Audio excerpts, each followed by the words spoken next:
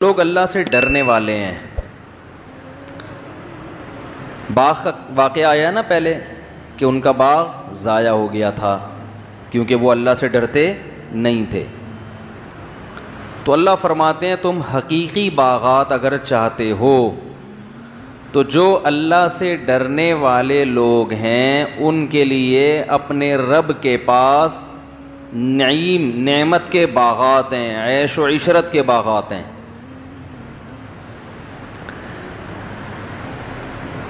دیکھو لوگ موٹیویٹ کرتے ہیں نا کہ مختلف چیزوں پہ آپ کو ابھارنے کے لیے موٹیویشن کی ضرورت ہوتی ہے کہ نہیں ہوتی؟ کیا خیال ہے؟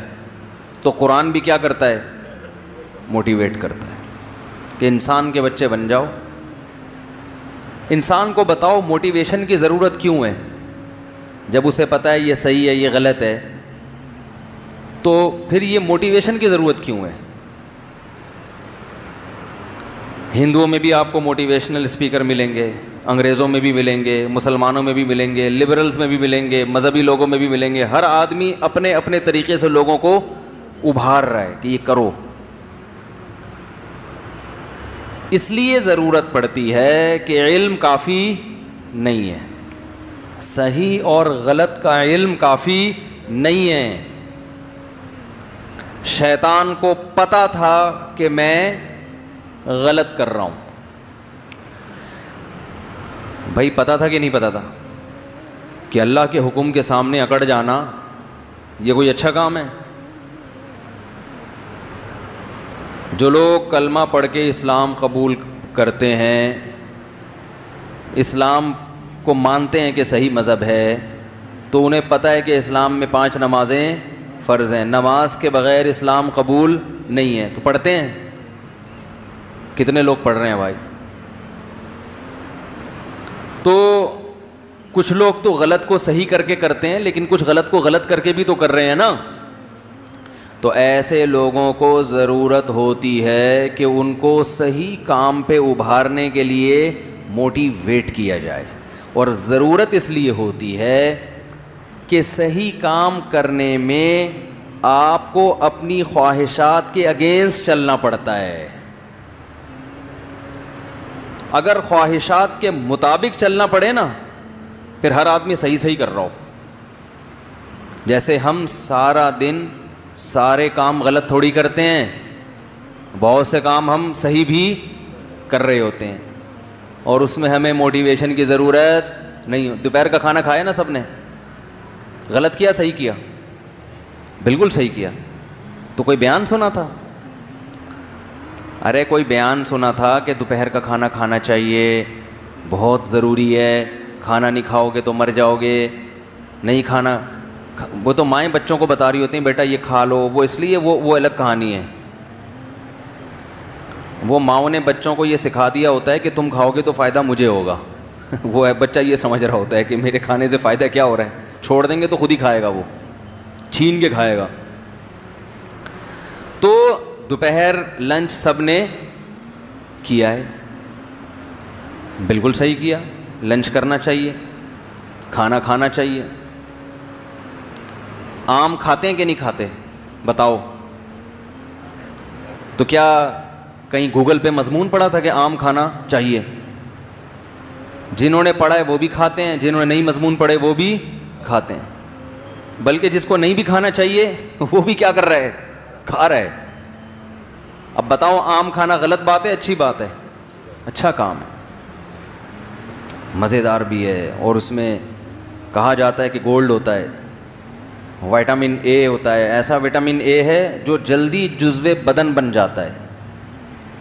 وٹامن اے تو ضروری ہے نا باڈی کے لیے. تو آم کا جو وٹامن اے ہے ڈاکٹر کہتے ہیں کہ آپ کے جسم کا پارٹ، بھئی ایک تو گولیاں کھا رہے ہو، ایک ہے ڈائریکٹ آم کھاؤ، تو کھاؤ آپ.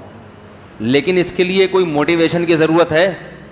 روکنے کے لیے ضرورت ہوتی ہے. بھائی ایک پیٹی پوری کھا گیا بس کر یار، مر جائے گا ہیں بھائی، موٹا ہو جائے گا، بس کر. تو ہر صحیح کام اس کے لیے موٹیویشن کی ضرورت نہیں ہوتی. تو بہت سے کام ہم دن بھر میں صحیح بھی کر رہے ہیں جو کرنے چاہیے. والدین کو اولاد سے محبت ہوتی ہے تبھی باپ اپنی اولاد پر خرچ کرتا ہے, اس کے فیوچر کی فکر کرتا ہے.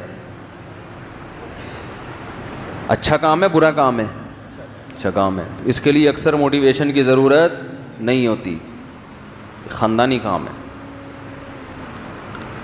تو مسئلہ یہ ہے کہ بہت سے اچھے کام ایسے ہیں جن میں ہمیں اپنی خواہشات کے اگینسٹ چلنا پڑتا ہے, نیچر کے اگینسٹ نہیں, خواہشات کے اگینسٹ.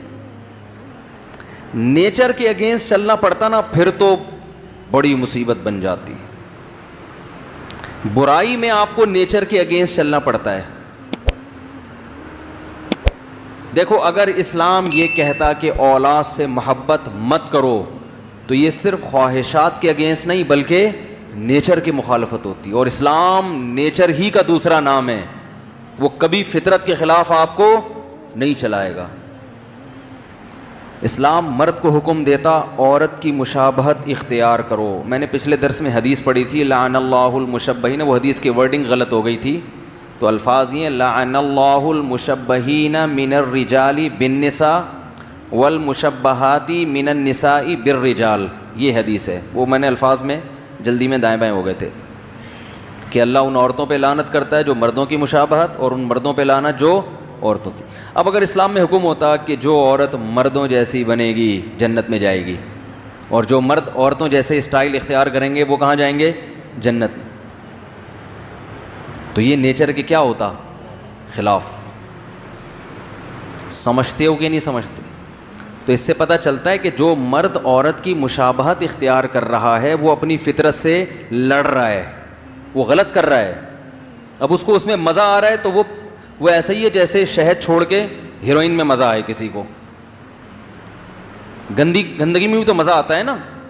کسی بھنگی کو آپ نہلا دھلا کے صاف ستھرا کر دیں, مر جائے گا 2-4 دنوں میں, وہ حقیقت ہے.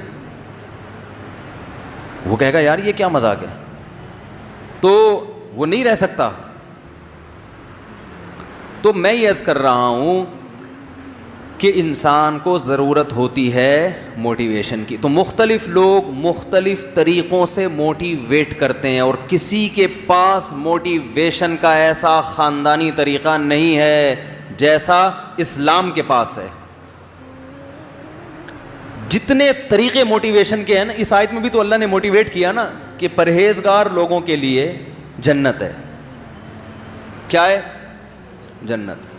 عیش کے باغات, مزے کی زندگی ہوگی, سمجھ رہے ہو؟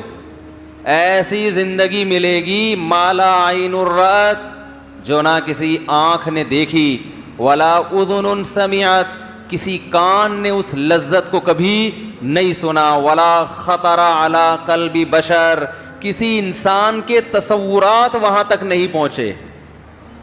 آپ اگر بیٹھ کے سوچنا شروع کر دو نا کہ جنت, دیکھو دنیا میں جب بھی کوئی چیز سمجھنی ہو دنیا میں مثال قائم کیا کرو. ابھی کوئی فرشتہ آپ کے پاس آ جائے, بولے یار تو کیسی عیاشی والی زندگی چاہتا ہے بتا, تو آپ سوچنا شروع کرو یار میرا ڈیفینس میں بنگلہ ہو. فرشتہ کہہ رہا ہو گیا, آگے بول. فرض کرنے میں گورنمنٹ نے کوئی پابندی نہیں لگائی. سوچ لو نا, جنت کو سمجھنے کے لیے سوچ لو کہ یار تو کیا چاہتا ہے. ڈیفینس میں بنگلہ ہو گیا, اور بس اتنی اوقات ہے تیری, بس بھائی بول یار, جو بولے گا ملے گا تجھے. بعض دفعہ ایسا ہوتا ہے نا کہ فرشتے نے آیا, وہ جنی آ گیا تھا, کیا حکم ہے میرے آقا. وہ آقا ہی نیچ گھٹیا سوچ کے تھے, انہوں نے کہا ذرا برتن دھو دے. بچپن میں ایک ڈرامہ آتا تھا, ڈرامے دیکھنا جائز نہیں, بچپن میں چھوٹے موٹے ہم کبھی کبھار دیکھ لیا کرتے تھے, اللہ معاف فرمائے. اور وہ ڈرامے ایسے ہوتے بھی نہیں تھے جیسے آج آ رہے ہیں. لوگ پھر اس پہ کہیں گے ڈرامے کو, بھائی ڈرامہ دیکھنا غلط ہے. ہم نے توبہ کر لی تھی, اس کے بعد پکی توبہ کی الحمدللہ, اب نہیں دیکھتے بالکل بھی. وہ اور کئی سالوں سے نہیں دیکھے, 17 سال پتہ نہیں 15 سال کا ہوں گا جب میں نے توبہ کر لی تھی. تو اس سے پہلے جو ڈرامے تھے ان میں کچھ چیزیں یاد رہ گئیں. 50-50 دیکھتے تھے, صحیح ہے نا. پانی ختم ہو گیا, محلے والوں نے بلایا, فائر بریگیڈ کو فون کیا, آگ لگ گئی ہے.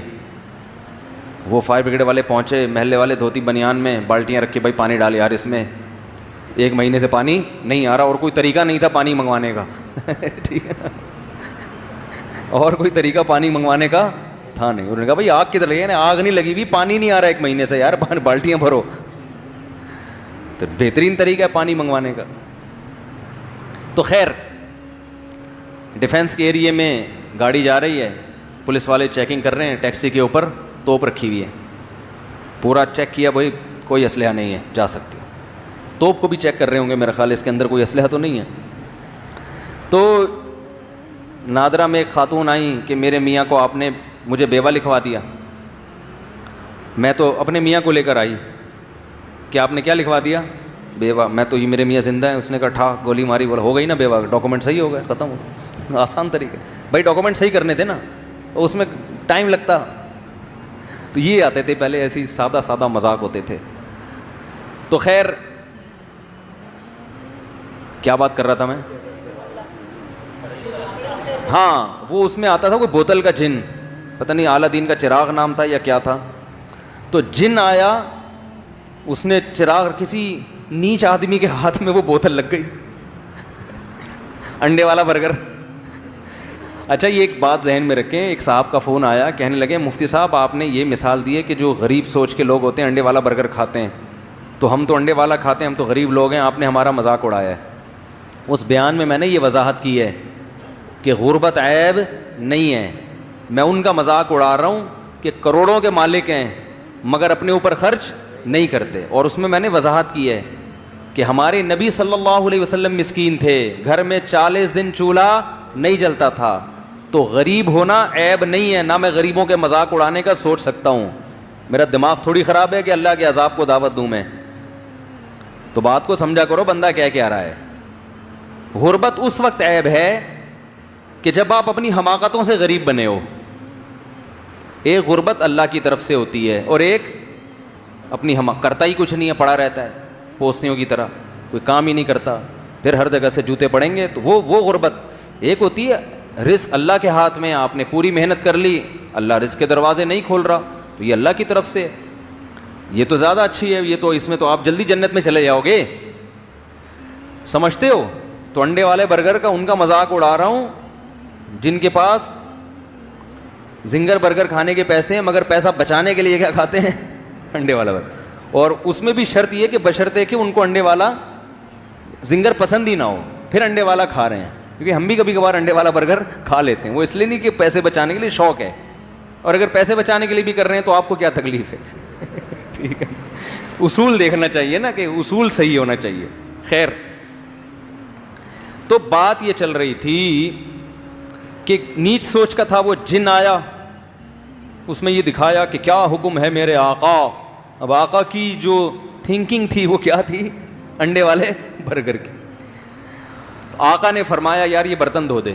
وہ جن حیران, یار میں تو کوئی بندہ مروانا ہو, کوئی عمارت دائیں سے بائیں کرنی ہو, کوئی بینک میں ڈکیتی ڈلوانی ہو, کوئی مجھ سے بڑے بڑے کام کرواؤ, اس کے ذہن میں یہ چیزیں آئی نہیں تھی. اس کا سب سے بڑا کام ہی یہ تھا کہ برتن دھل جائیں گھر کے. اس نے بولا بھائی جن برتن دھو رہا ہے بیٹھ کر. ہاں کیا حکم ہے میرے آقا. پھر وہ رگڑا, آقا خوش اس پر ہو رہے ہیں کہ میرے گھر کے برتن دھل گئے. سوچ انڈے والے برگر کی ہو نا. مثال بڑی خاندانی آئی ہے یار, انڈے والا. اصل میں یہ مثال پتہ ہے کیوں آئی ہے. ایک خاتون کا فون آیا کہ میرا کوئی بوائے فرینڈ تھا, میں اس سے شادی کرنا چاہتی تھی, مجھے کہیں گھمانے لے گیا, انڈے والا برگر کھلایا. صحیح ہے نا, تو کیا کھلایا, انڈے والا. تو پھر اس نے مجھے چھوڑ دیا. وہ ان کی بیچاری ظلم کی داستان تھی. تو مجھے اس وقت خیال ہے جو انڈے والا برگر کھلائے گا بھائی پھر تو کسی بھی ٹائم پہ چھوڑ سکتا ہے. تو یہ جو میری مثالیں آ رہی ہوتی ہیں نا, یہ ادھر ادھر سب آپ لوگ صحیح سیکھتا ہوں میں یہ. اچھا, تو بات یہ چل رہی تھی کہ وہ بوتل والا جن جو تھا اس کو کہیں کام پہ لگا دیا, یہ کر وہ کر. تو پھر اس میں دکھایا کہ وہ جن کی ساری صلاحیتوں کی ایسی کی تیسی. جب یہ آقا یا مالک مرا ہے تو وہ جن کسی ہوٹل میں ملازمت کر رہا ہے بیرا بن کے, اور ہوٹل میں کیا لگا رہا ہے, پوچے. وہ جن کا جو کام تھا نا بڑی بڑی عمارتیں بنانا دائیں سمے, وہ ساری صلاحیتیں اس میں کیا ہو گئیں, ختم. تو آپ اس جن کے آقا کی طرح نہ سوچیں ابھی فی الحال. آپ یہ سوچیں کہ کوئی فرشتہ آپ کے پاس آیا ہے اور آپ سے کہہ رہا ہے یار تو جو آج مانگے گا تجھے مل جائے گا. تو 1 گھنٹہ تو آپ اپنی مینٹل جو ہے نا لیول اس کو اوپر کرنے میں لگائیں. صحیح ہے نا؟ 1 گھنٹہ تو آپ اس سے ٹائم مانگے, یار مجھے پہلے میں بہت انڈے والے برگر کھا کے ابھی میری جو ہے نا, میں ایسا نہ ہو کہ میرے پاس ٹائم کم ہے اور تو نے 10 منٹ مجھے دیے مانگنے کے لیے, تو میں 10 منٹ میں ایسا نہ ہو کوئی چھوٹی موٹی چیزیں, مجھے تو ابھی مینٹل لیول اپنا بہت اوپر لے جانا پڑے گا نا, تو مجھے ذرا اس سطح تک جانے دو, جانے میں ٹائم لگے گا. ورنہ آپ وہ انڈے اور زنگر پہ آ کے 10 منٹ آپ کے پاس کیا ہو جائیں گے, ختم. تو آپ کو اس خول سے پہلے باہر نکلنا پڑے گا. تو اس لیے اب میں 1 گھنٹہ تو سوچنے کی, آپ یہ سمجھیں میں وہ فرشتہ آ کے آپ سے سوال کر رہا ہوں. اگر میرے مخالفین کو فرشتہ کہتے ہوئے ڈر لگ رہا ہو تو جن کہہ لو, جن آئے اور آپ سے کیا کر رہا ہوں, سوال کر رہا ہوں. لوگ اس پہ بھی کہتے ہیں مجھ سے اپنے آپ کو فرشتہ کہہ رہے ہیں. تو جن آیا ہے اور آپ سے, جن نہیں یار فرشتہ ہی ٹھیک ہے. جن کیا, وہ تو فرشتہ تو اللہ کے حکم سے کرے گا نا, جن کے پاس تو اختیارات ہوتے نہیں ہیں اتنے. تو فرض کرو فرشتے نے آ کے آپ سے کہا بھائی اللہ نے مجھے بھیجا ہے, اللہ کو تیری فلاں نیکی پسند آ گئی ہے, اب 10 منٹ ہیں تیرے پاس, 10 منٹ میں تو جو خواہش ظاہر کرے گا وہ تیری خواہش پوری ہو جائے گی. وہ ایک چٹکلا بھی ہے اس پہ. کہتے ہیں کہ ایک فرشتہ 3 آدمیوں کے پاس گیا, کہا کہ تینوں مانگو جو چاہتے ہو وہ ہو جائے گا. اب ان 3 میں سے نا ایک کی 2 سے دشمنی تھی, ایک کی ان 2 سے دشمنی تھی. حسد کتنی بری چیز ہے دیکھو. تو پہلے نے کہا کہ مجھے جو ہے نا فلاں ملک کا بادشاہ بنا دو. فرشتے نے کہا چل بھائی ہو گیا, بادشاہ بن گیا. دوسرے نے کہا تو ایک خواہش, دوسرے نے کہا مجھے دنیا کا کروڑ پتی ارب پتی آدمی بنا دو, ہو گیا بھائی. تیسرے سے کہا تیری کیا خواہش ہے, اس نے کہا ان دونوں کو دوبارہ پہلی حالت پہ لے آؤ, جیسے تھے نا ویسا کر دو دوبارہ ریورس. ارے تو بھی کچھ مانگ لیتا بن جاتا. تو ایسی خواہشات نہ سوچیں کہ یار اس کی نانی مر جائے, اس کی میری ساس کے ساتھ یہ ہو جائے ہیں بھائی, میرے سالے مر جائیں. یہ فی الحال نیگیٹو نہ سوچیں, پازیٹیو یہ سوچنا ہے کہ مجھے یہ مل جائے, مجھے یہ مل جائے. تو فرض کریں فرشتہ آیا, اس نے دیکھو جب اللہ نہ کرے نہیں, اللہ کرے جب کوئی بالفرض اس طرح کا فرشتہ آ جائے تو مجھ سے مشورہ ضرور لے لینا, کیونکہ میں کتنا سمجھا رہا ہوں نا آپ کو کہ پتہ نہیں کوئی الٹی سیدھی چیز نہ بول دو آپ لوگ. تو مجھ سے مشورہ ضرور لے لینا, ٹھیک ہے نا. تو میں ذرا بتاؤں گا کہ کیا کرنا ہے, الٹی سیدھی چیزیں کر کے ٹائم نہ ویسٹ کر دو اپنا. تو 10 منٹ فرشتے نے دیے. اب ذرا ہم سب تصور کرتے ہیں کہ ہمیں کیا چاہیے. تو میرا خیال ہے سب سے پہلے ہم کیا مانگیں گے, میں آپ کی مینٹل اپروچ دیکھتا ہوں کہاں تک ہے. سب سے پہلی چیز کیا مانگو گے بتاؤ جی. دیکھیں آخرت کی باتیں نہ کریں, مغفرت جنت, ابھی ہم اس دنیا میں فرض کر رہے ہیں, دنیا کی عیاشی میں. وہ تو مغفرت تو آخرت کی چیز ہے نا. کسی کافر کے پاس آ گیا کوئی فرشتہ جو آخرت کو مانتا ہی نہیں ہے, کہ یار تجھے دنیا میں کیا چاہیے, تو دنیا کی چیز بتائیں. سب سے پہلی چیز کیا مانگیں گے بھائی, پیسہ. آپ پیسہ مانگیں گے. اور بھائی دنیا کے لحاظ سے, دنیا میں جو عیاشی کی چیزوں میں ہے نا, سب سے پہلی چیز کیا مانگو گے, ہے بھائی 4 شادیاں مانگیں گے, یہ پٹیں گے جس دن مل گئیں اسی دن بولیں گے بھائی کچھ اور مانگ لیتا ہوں. 4 شادیاں والے ایک طرف ہو جائیں. اچھا آپ سدا بہار جوان, سدا بہار کوچ سروس والوں سے تعلقات تو نہیں ہو, جو کوئٹہ کوچ سروس سدا بہار فرشتہ ہے. اچھا آپ, ابے بھائی جلدی بتاؤ یار, تم سب سے پہلے کیا مانگو گے جو سب سے امپورٹنٹ ہے عیاشی کے لیے؟ شہرت. ارے بھائی شہرت مانگو گے, کل مر گئے, آپ نے پیسہ مانگا کل فالج ہو گیا, تو پہلی چیز سب سے پہلے کیا چاہیے؟ اچھی صحت مانگی, ٹھیک ہے اچھی صحت مل گئی, پھر اگلے دن انتقال ہو گیا. یار مزہ نہیں آیا استاد. بیگم صحیح ہو جائے تو بیگم بہت سے لوگوں کی صحیح ہے. وہی یار شکر ہے جن نہیں آیا آپ کے پاس. یہ انڈے والے برگر کی نشانی, بیگم صحیح ہو جائے. وہ نہیں بھی صحیح ہوئی تو کتنے دن کی زندگی ہے یار, کیا جن کی بیگم صحیح نہیں ہے وہ نہیں زندہ رہتے کیا؟ اور بھائی جان آپ بتائیں, نیلے کپڑے آپ نے پہنے ہوئے ہیں, نیک انسان, یار مزہ نہیں آیا یار. وہ عیاشی کی بات کر رہے ہیں, آپ نیک انسان بن رہے ہو جی. Very good. سب سے پہلے نہ ختم ہونے والی صحت مند زندگی, سمجھتے ہو؟ کیونکہ دنیا میں سب سے بڑا عیب کیا ہے؟ موت. بڑے بڑے عیاش آئے, پتلی گلی سے نکل گئے. سب سے بڑا عیب اس دنیا میں کیا ہے؟ فنا کا لیبل لگا ہوا ہے, ختم ہونے والی ہے. تو ایسی عیاشی کا کرنا کیا ہے جس کے بعد آگے موت ہو؟ ارے ایک بندہ پھانسی کا مجرم ہے یار, مجھے بتاؤ یار آپ کا نام کیا ہے جس نے صحیح جواب دیا؟ دانیال بھائی زندہ باد, صحیح جواب دیا. یہ زنگر برگر کھاتے ہیں یہ پیزا کھاتے ہیں. اور یاد رکھو زنگر برگر اور پیزا مزید کھایا تو جتنا رہنا تھا نا اتنا بھی نہیں رہو گے, یہ ذہن میں بتا دوں میں. کیونکہ پیزا کھانے والے کا انا للہ جلدی ہوتا ہے, تو روٹی کھایا کریں, ٹھیک ہے نا. بہرحال دیکھو دنیا کی جتنی عیش و عشرت کی چیزیں ہیں نا, ان میں سب سے بڑا فالٹ کیا ہے؟ مجھے ایک بات بتاؤ, ایئر کنڈیشن روم میں آپ کو رکھا ہوا ہے, صبح شام زنگر برگر کھلایا جا رہا ہے, صبح شام ہر طرح کا پروٹوکول, لوگ آپ سے آئے گلے ملے, یار زبردست زندگی ہے یار آپ کی, یہاں آئے کیسے؟ آپ کہیں یار پھانسی کا مجرم ہوں, کچھ دنوں کے بعد لٹکا دیا جاؤں گا, تو چونکہ سیاسی مجرم ہوں لہذا ذرا پروٹوکول کے ساتھ رکھا ہوا ہے مجھے. ہاں فوراً بول کے فوراً پیچھے ہٹ گئے, بھائی تو میں تیرے سے گلے نہیں ملوں گا, کہیں یہ نحوست, یہ سوچ ہوگی نا آپ کی. بولو کہ میں اپنے جھونپڑے میں زیادہ اچھا ہوں یار, وہ جھونپڑا میرے لیے زیادہ اچھا ہے, کم از کم لٹکنے والا. اچھا مجھے ایک بات بتاؤ, پھانسی کے مجرم کو جیل سے اس شرط پہ رہائی دی جائے کہ تو پہلے ڈیفینس کے 1000 گز کے بنگلے میں رہتا تھا اور اب تجھے کچھ دنوں کے بعد لٹکنا ہے, تو ہم تجھے جھونپڑی میں رکھیں گے مگر پھانسی کی سزا کیا ہو جائے گی؟ ختم. فوراً قبول کرے گا کہ نہیں کرے گا؟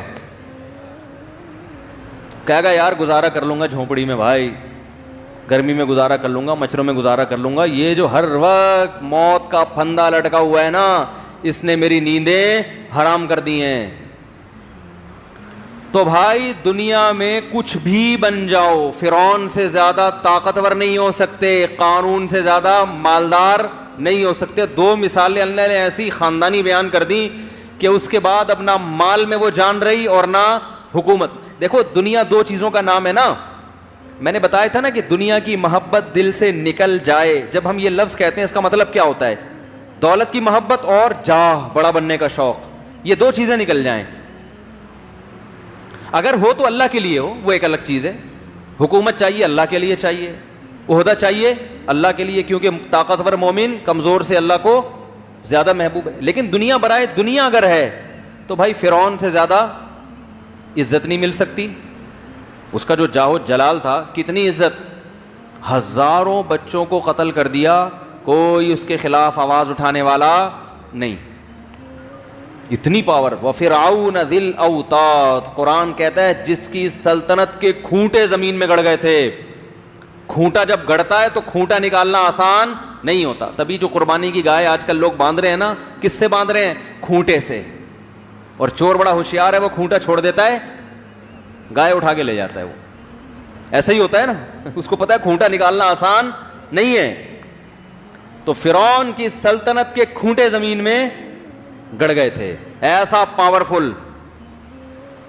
اور قارون کتنا مالدار, ان مفاتحہ لتنوء بالعصبۃ اولی القوہ. قرآن کہہ رہے طاقتور جماعت اس کے خزانوں کی چابیوں کو لے کے چلا کرتی تھی. خزانے کتنے ہوں گے, چابیوں کا اتنا بوجھ. اور یہ خزانے ڈالر اور ریال کے نہیں ہوتے تھے جو نوٹ کسی بھی وقت گورنمنٹ چاہے تو منسوخ, وہ گولڈ ہوتا تھا, سونا. سمجھتے ہو کہ نہیں سمجھتے؟ مگر کہاں گئے بھائی وہ فرعون؟ کہاں ہیں آج کل؟ آپ کہہ سکتے ہیں بھائی دریا میں غرق ہو گیا، تو نہ بھی ہوتا تو بھی زندہ ہوتا اب تک؟ وہ تو اللہ نے تباہ کر دیا اس کو. نہ بھی اللہ تباہ کرتا تو فرعون اب تک تو ویسے بھی مارکیٹ سے شارٹ ہو چکا ہوتا. اتنی لمبی عمر تو نہیں ہوتی نا میرے بھائی. قارون اگر زمین میں نہ بھی دھستا تو مارکیٹ سے اب تک شارٹ، اتنا لمبا مارکیٹ میں کوئی نہیں رہتا. تو یار کیا سب سے بڑا عیب اس دنیا کا کیا ہے؟ فنا کا لیبل لگا ہوا ہے. تبھی تو ہم نے شعر سنایا تھا نا، ارے کیا ظلم کر رہا ہے کہ مرنے والوں پہ مر رہا ہے.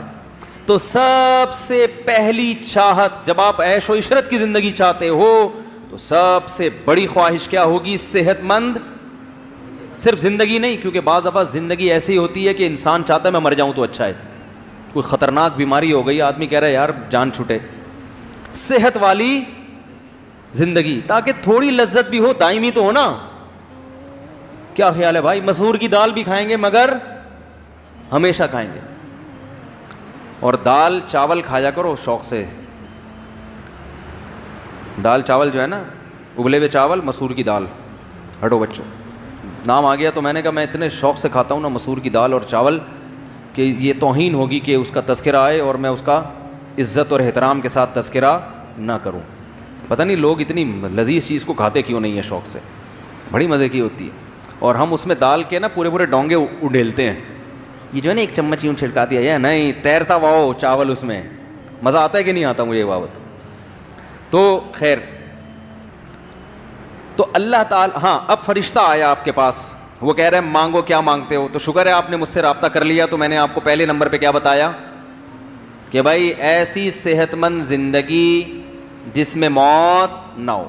پہلا عیاشی کا اسٹیپ یہاں سے شروع ہوتا ہے. یہ مل گئی تو باقی کچھ نہ بھی ملے. ہٹو بچوں، ہو گیا کہ نہیں ہو گیا؟ یہ مل گئی تو یہ بھی بہت ہے. علامہ مناوی رحمہ اللہ تعالی ایک بہت بڑے محدث مفسر ہیں، انہوں نے بڑی عجیب بات لکھی ہے. فرمایا کہ جنت اگر محلات نہ ہوتے، مٹی کے گھروندے ہوتے، جنت سونے چاندی کے محل نہ ہوتے، اور جنت میں یہ پرندوں کا گوشت اور یہ کچھ نہ ہوتا، میں اپنی زبان میں کہہ رہا ہوں سیدھے سیدھے کھچڑی ہوتی ایک بات ہے، پھر بھی وہ اس دنیا سے اچھی تھی، کیونکہ ان مٹی کے گھروندوں میں بھی رہنا ہمیشہ ہے اور یہاں سونے اور چاندی کے محلات سے بھی نکلنا ہے. ایک مثال دی تھی نا میں نے، دوبارہ ریپیٹ کرتا ہوں. یہ مثالیں جو ہے نا بار بار ریپیٹ کر کے دماغ میں کھوپڑی میں بیٹھتی ہیں. میں بتا رہا تھا نا بھائی میں کسی کے بنگلے کو دیکھتا ہوں تو الحمدللہ متاثر نہیں ہوتا. کیوں؟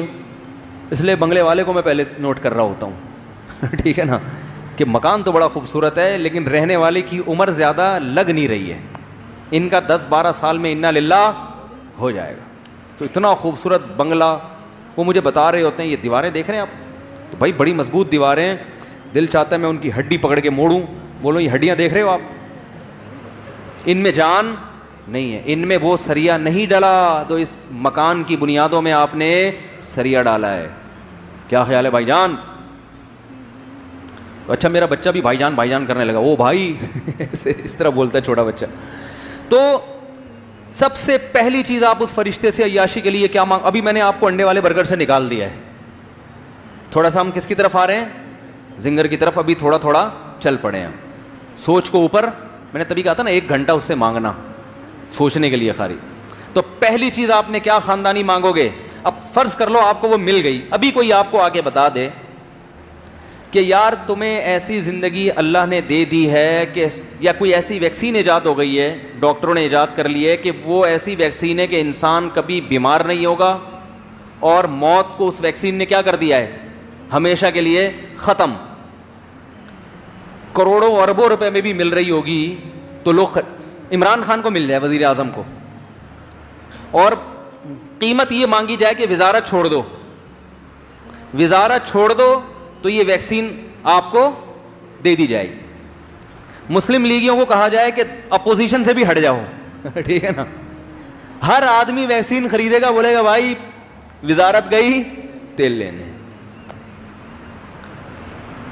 ریاض ملک کو کہہ دیا جائے کہ بحریہ ٹاؤن آپ کا ہے، آپ ایک انجیکشن ہم آپ کو دے رہے ہیں، وہ لگے گا تو آپ ہمیشہ جوان بھی رہو گے اور کبھی موت بھی نہیں آئے گی. اس کے بدلے میں آپ بحریہ ٹاؤن دے دو, فوراً سے پہلے دے گا کہ نہیں دے گا؟ کیا خیال ہے بھائی؟ فوراً سے پہلے. اور ہمیشہ کا مطلب قیامت تک کی زندگی, ہمیشہ نہیں, پھر بھی لوگ سودا کر لیں گے یار, جب تک یہ کائنات ہے ہم زندہ رہیں گے. تو بھائی یہ اتنی بڑی نعمت ہے کہ انسان سب کچھ چھوڑنے کے لیے تیار ہو جائے. آپ کو پتہ ہے بعض دنیا میں ارب پتی لوگ ایسے بھی ہیں جنہوں نے اربوں روپے چھوڑ کر گئے ہیں کہ ہماری باڈی کو سیو رکھا جائے, اسے گلے نہ دیا جائے, اور ان کا خیال ہے کہ شاید مستقبل میں کوئی ایسی دوا ایجاد ہو جائے کہ مردوں کو زندہ کرنا ممکن ہو. تو اب ان کی باڈی کو مینٹین رکھنے کے لیے نا وہ پیسہ خرچ ہو رہا ہے, حالانکہ ایسا ہونے والا نہیں. غریب اچھا ہے, آرام سے کھا پی کے تمیز سے مر جاتا ہے وہ ٹھیک ہے نا. تو ایسا ہونے والا نہیں ہے. ہاں عیسیٰ علیہ السلام جب آئیں گے تو مردوں کو زندہ کریں گے, تو ہم سے اگر مشورہ لیا تو ہم کہیں گے حضرت انہوں نے بڑے پیسے خرچ کیے تھے, ایک دفعہ ان کو ذرا زندہ کر لیں. آپ کا معجزہ بھی ظاہر ہو جائے گا اور بندہ بھی زندہ ہو جائے گا. لیکن وہ مسئلہ یہ ہے کہ وہ پھر دوبارہ مار دیتے تھے, یہ فالٹ ہے ٹھیک ہے نا. فالٹ کا مطلب انسان میں یہ فالٹ ہے کہ اس کو اگر موت کے بعد زندگی ملے گی تو بھی تھوڑی دیر کے لیے. وہ جب زندہ کرتے تھے نا پھر کہتے چل واپس, اب زیادہ ایسا نہیں ہے کہ اب تو گھومے گا بڑے آرام سے, واپس ریورس وہی ہو جائے گا جو اس آدمی نے کہا تھا نا ان دو کو پرانے والی حالت پہ لے آؤ دوبارہ. تو سب سے بڑی نعمت انسان کے لیے کیا ہے میرے بھائی؟ ہمیشہ کی زندگی, مرد کے لیے بھی اور عورت کے لیے بھی سب سے بڑی زندگی. یہ میں نے عورت کا ذکر اس لیے کہ خواتین بیان میں بیٹھی ہوتی ہیں, ان کو شکایت ہوتی ہے ہمارے ٹاپک پر تو بات ہی نہیں ہوتی. تو میں نے بتا رہا ہوں بھائی یہ بات سب کے ٹاپک پر ہے, اس کی ضرورت مردوں کو بھی ہے اور خواتین کو بھی اس کی ضرورت ہے. تو اب کیا ہوگا اس کے بعد؟ اب اگلا سوال آپ سے کرتا ہے اور بتا کیا چاہیے. اب بتاؤ کیا مانگو گے؟ اب تھوڑا سا تو مینٹل لیول آپ کا اوپر ہو گیا ہے نا. اب بتاؤ دوسرے نمبر پہ کیا مانگو گے؟ وہی ہے نا, ساری چیزیں مجھے ہی لکھ کے دینی پڑیں گی. اب ہر ایک کی سوچ الگ ہو سکتی ہے, کسی کی ترجیحات کچھ ہوتی ہیں, کسی کی ترجیحات. تو بولو کیا مانگو گے دوسرے نمبر پہ؟ بولو یار خدا کے لیے جلدی بولو, بھائی میں آگے نہیں چلوں گا جب تک بولو گے نہیں. یہ ہم نے تو آپ کو سکھانا ہے نا, سمجھانا ہے. تو ایسے بیان میں کرتا رہوں تو یار یہ کیا مزہ. جو مانگوں مل جائے تو وہ بولے گا کم بخت یہی تو بول رہا ہوں کہ کچھ مانگنا, ہر خواہش تو کہہ رہا ہے میں یہی اسی کام کے لیے تو آیا ہوں خواہش پوری ہو جائے. اور پھر تو بولے گا ہر خواہش پوری ہو جائے. فرشتہ کا میٹر شارٹ ہو گیا نا, پھر یاد رکھو پھر وہ الٹا بھی کرتا ہے. ہاں وہ جب اتنی پاور کے ساتھ آیا ہے نا اس کا میٹر گھوم گیا. ابھی کہہ رہے ہیں فرشتوں کو میں بولوں گا مجھے ایسا بنا دو کہ جو مانگو مل جائے, تو وہ کہہ رہا ہے ایسا بن گیا نا اب مانگ.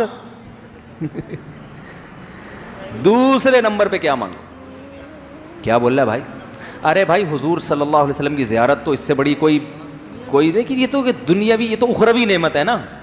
ابھی تو وہ عیاشی کی بات کر رہا ہے.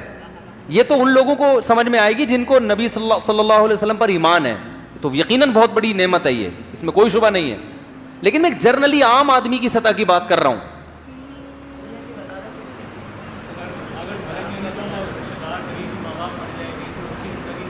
نہیں وہ نہیں, دنیا کی عیاشی, جو عیاشی کرنے والے لوگ جس قسم کی چیزیں مانگتے ہیں اللہ کے بندو, اس کی بات کر رہا ہوں.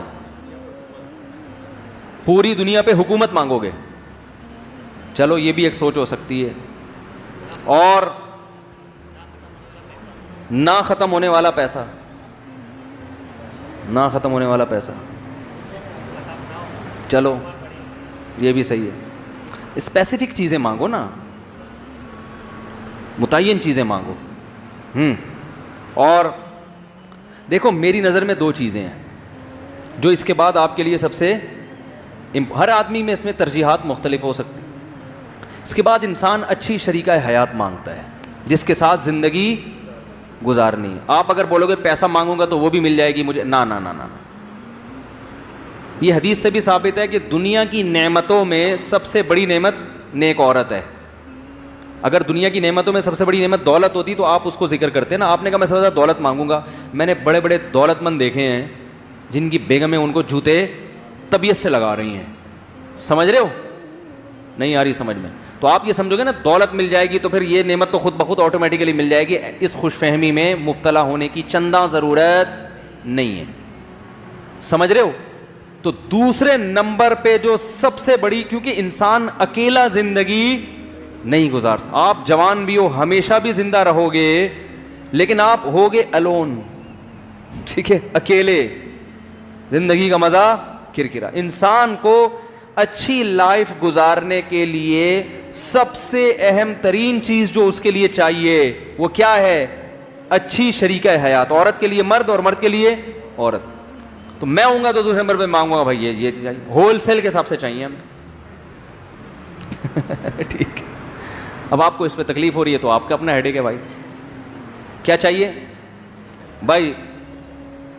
50-60 اور زیادہ کر لو, 70,000 کر لو, وہ تو دینے کے لیے تیار ہے نا.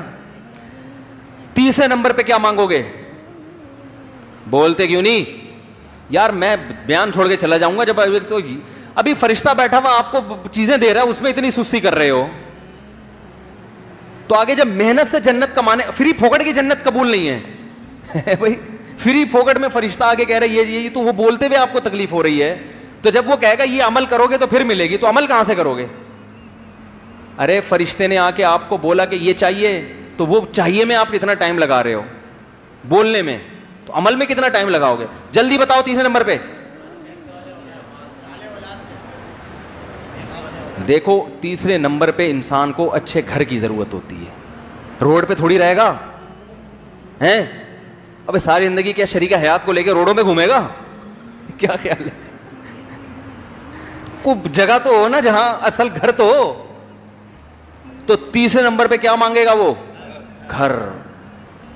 لگژری جگہ پہ گھر ہو, ڈیفینس میں, ملیر کینٹ میں, یا اور کوئی اچھے ڈی ایچ اے بن رہا ہے ابھی بہت دور بن رہا ہے, یا اور کوئی سوچنے پہ گورنمنٹ کی طرف سے کوئی امریکہ میں چاہیے مجھے, ٹھیک ہے نا. سوچ کے آپ بولو گے بھائی مجھے سوئٹزرلینڈ میں چاہیے. اتنا بڑا کم از کم ہونا چاہیے. اتنا بڑا بھی نہ کر دو کہ سوچنے پر فٹ بال کا میدان بن جائے, وہ گھر ہی نہ رہے. بھائی اتنا بڑا گھر مجھے چاہیے جس میں سوئمنگ پول ہو, جس میں باغ ہو, صحیح ہے نا, جس میں ہر طرح کی انٹرٹینمنٹ کا سامان ہو, اور لگژری گھر میں خادم بھی ہوتے ہیں, خدمت گزار, یہ ساری. کیونکہ صرف پیسہ ہی نہیں, ضروری نہیں کہ پیسہ ہو تو آپ کو اس طرح کا گھر مل جائے. تو ایسا خوبصورت خاندانی مجھے کیا چاہیے؟ گھر چاہیے.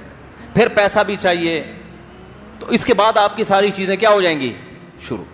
اب مجھے ایک بات بتاؤ کہ اگر کوئی آپ کو موٹیویٹ کرنے کے لیے کسی انگریز کا لیکچر آپ سن رہے ہو, وہ کس طرح سے موٹیویٹ کرتے ہیں؟ بھائی اچھے کام کیا کرو, تھینک یو کیا کرو, اچھے, یہی نا مینرز سکھا رہے ہوتے ہیں نا. ارے گورے کیا سکھا رہے ہوتے ہیں بھائی؟ مینرز. تمیز سے بات کیا کرو, تھینک یو کیا کرو مسکرا کے بات, اور یہ وہ اپنے ملازمین کا خیال رکھو.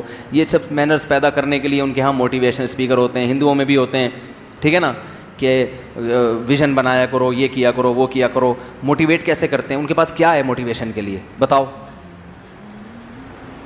کوئی ڈھنگ کی بات ان لوگوں کے پاس نہیں ہے. انسان کو خدا کی قسم انسان کا بچہ بنانے کے لیے آخرت کا تصور کے بغیر انسان کو انسان کا بچہ بنانا ممکن ہے ہی نہیں. ناممکن ہے کسی کو اچھا انسان بنا دو. آپ کہہ سکتے ہیں یار اتنے سارے انگریز اچھے بن گئے, اور نہیں بنے اچھے بنے ہوتے تو سب سے پہلے خدا کو مانتے نا, جس نے پیدا کیا, خدا کو, گاڈ کو جس نے پیدا کیا, جو کریٹر ہے, اس کو اپنی ڈکشنری سے ہمیشہ کے لیے نکال دیا ہے. انسانوں سے تعلقات کے خواہاں ہیں کہ انسان سے, کیونکہ انسانوں کے انسان سے مفاد ہوتے ہیں.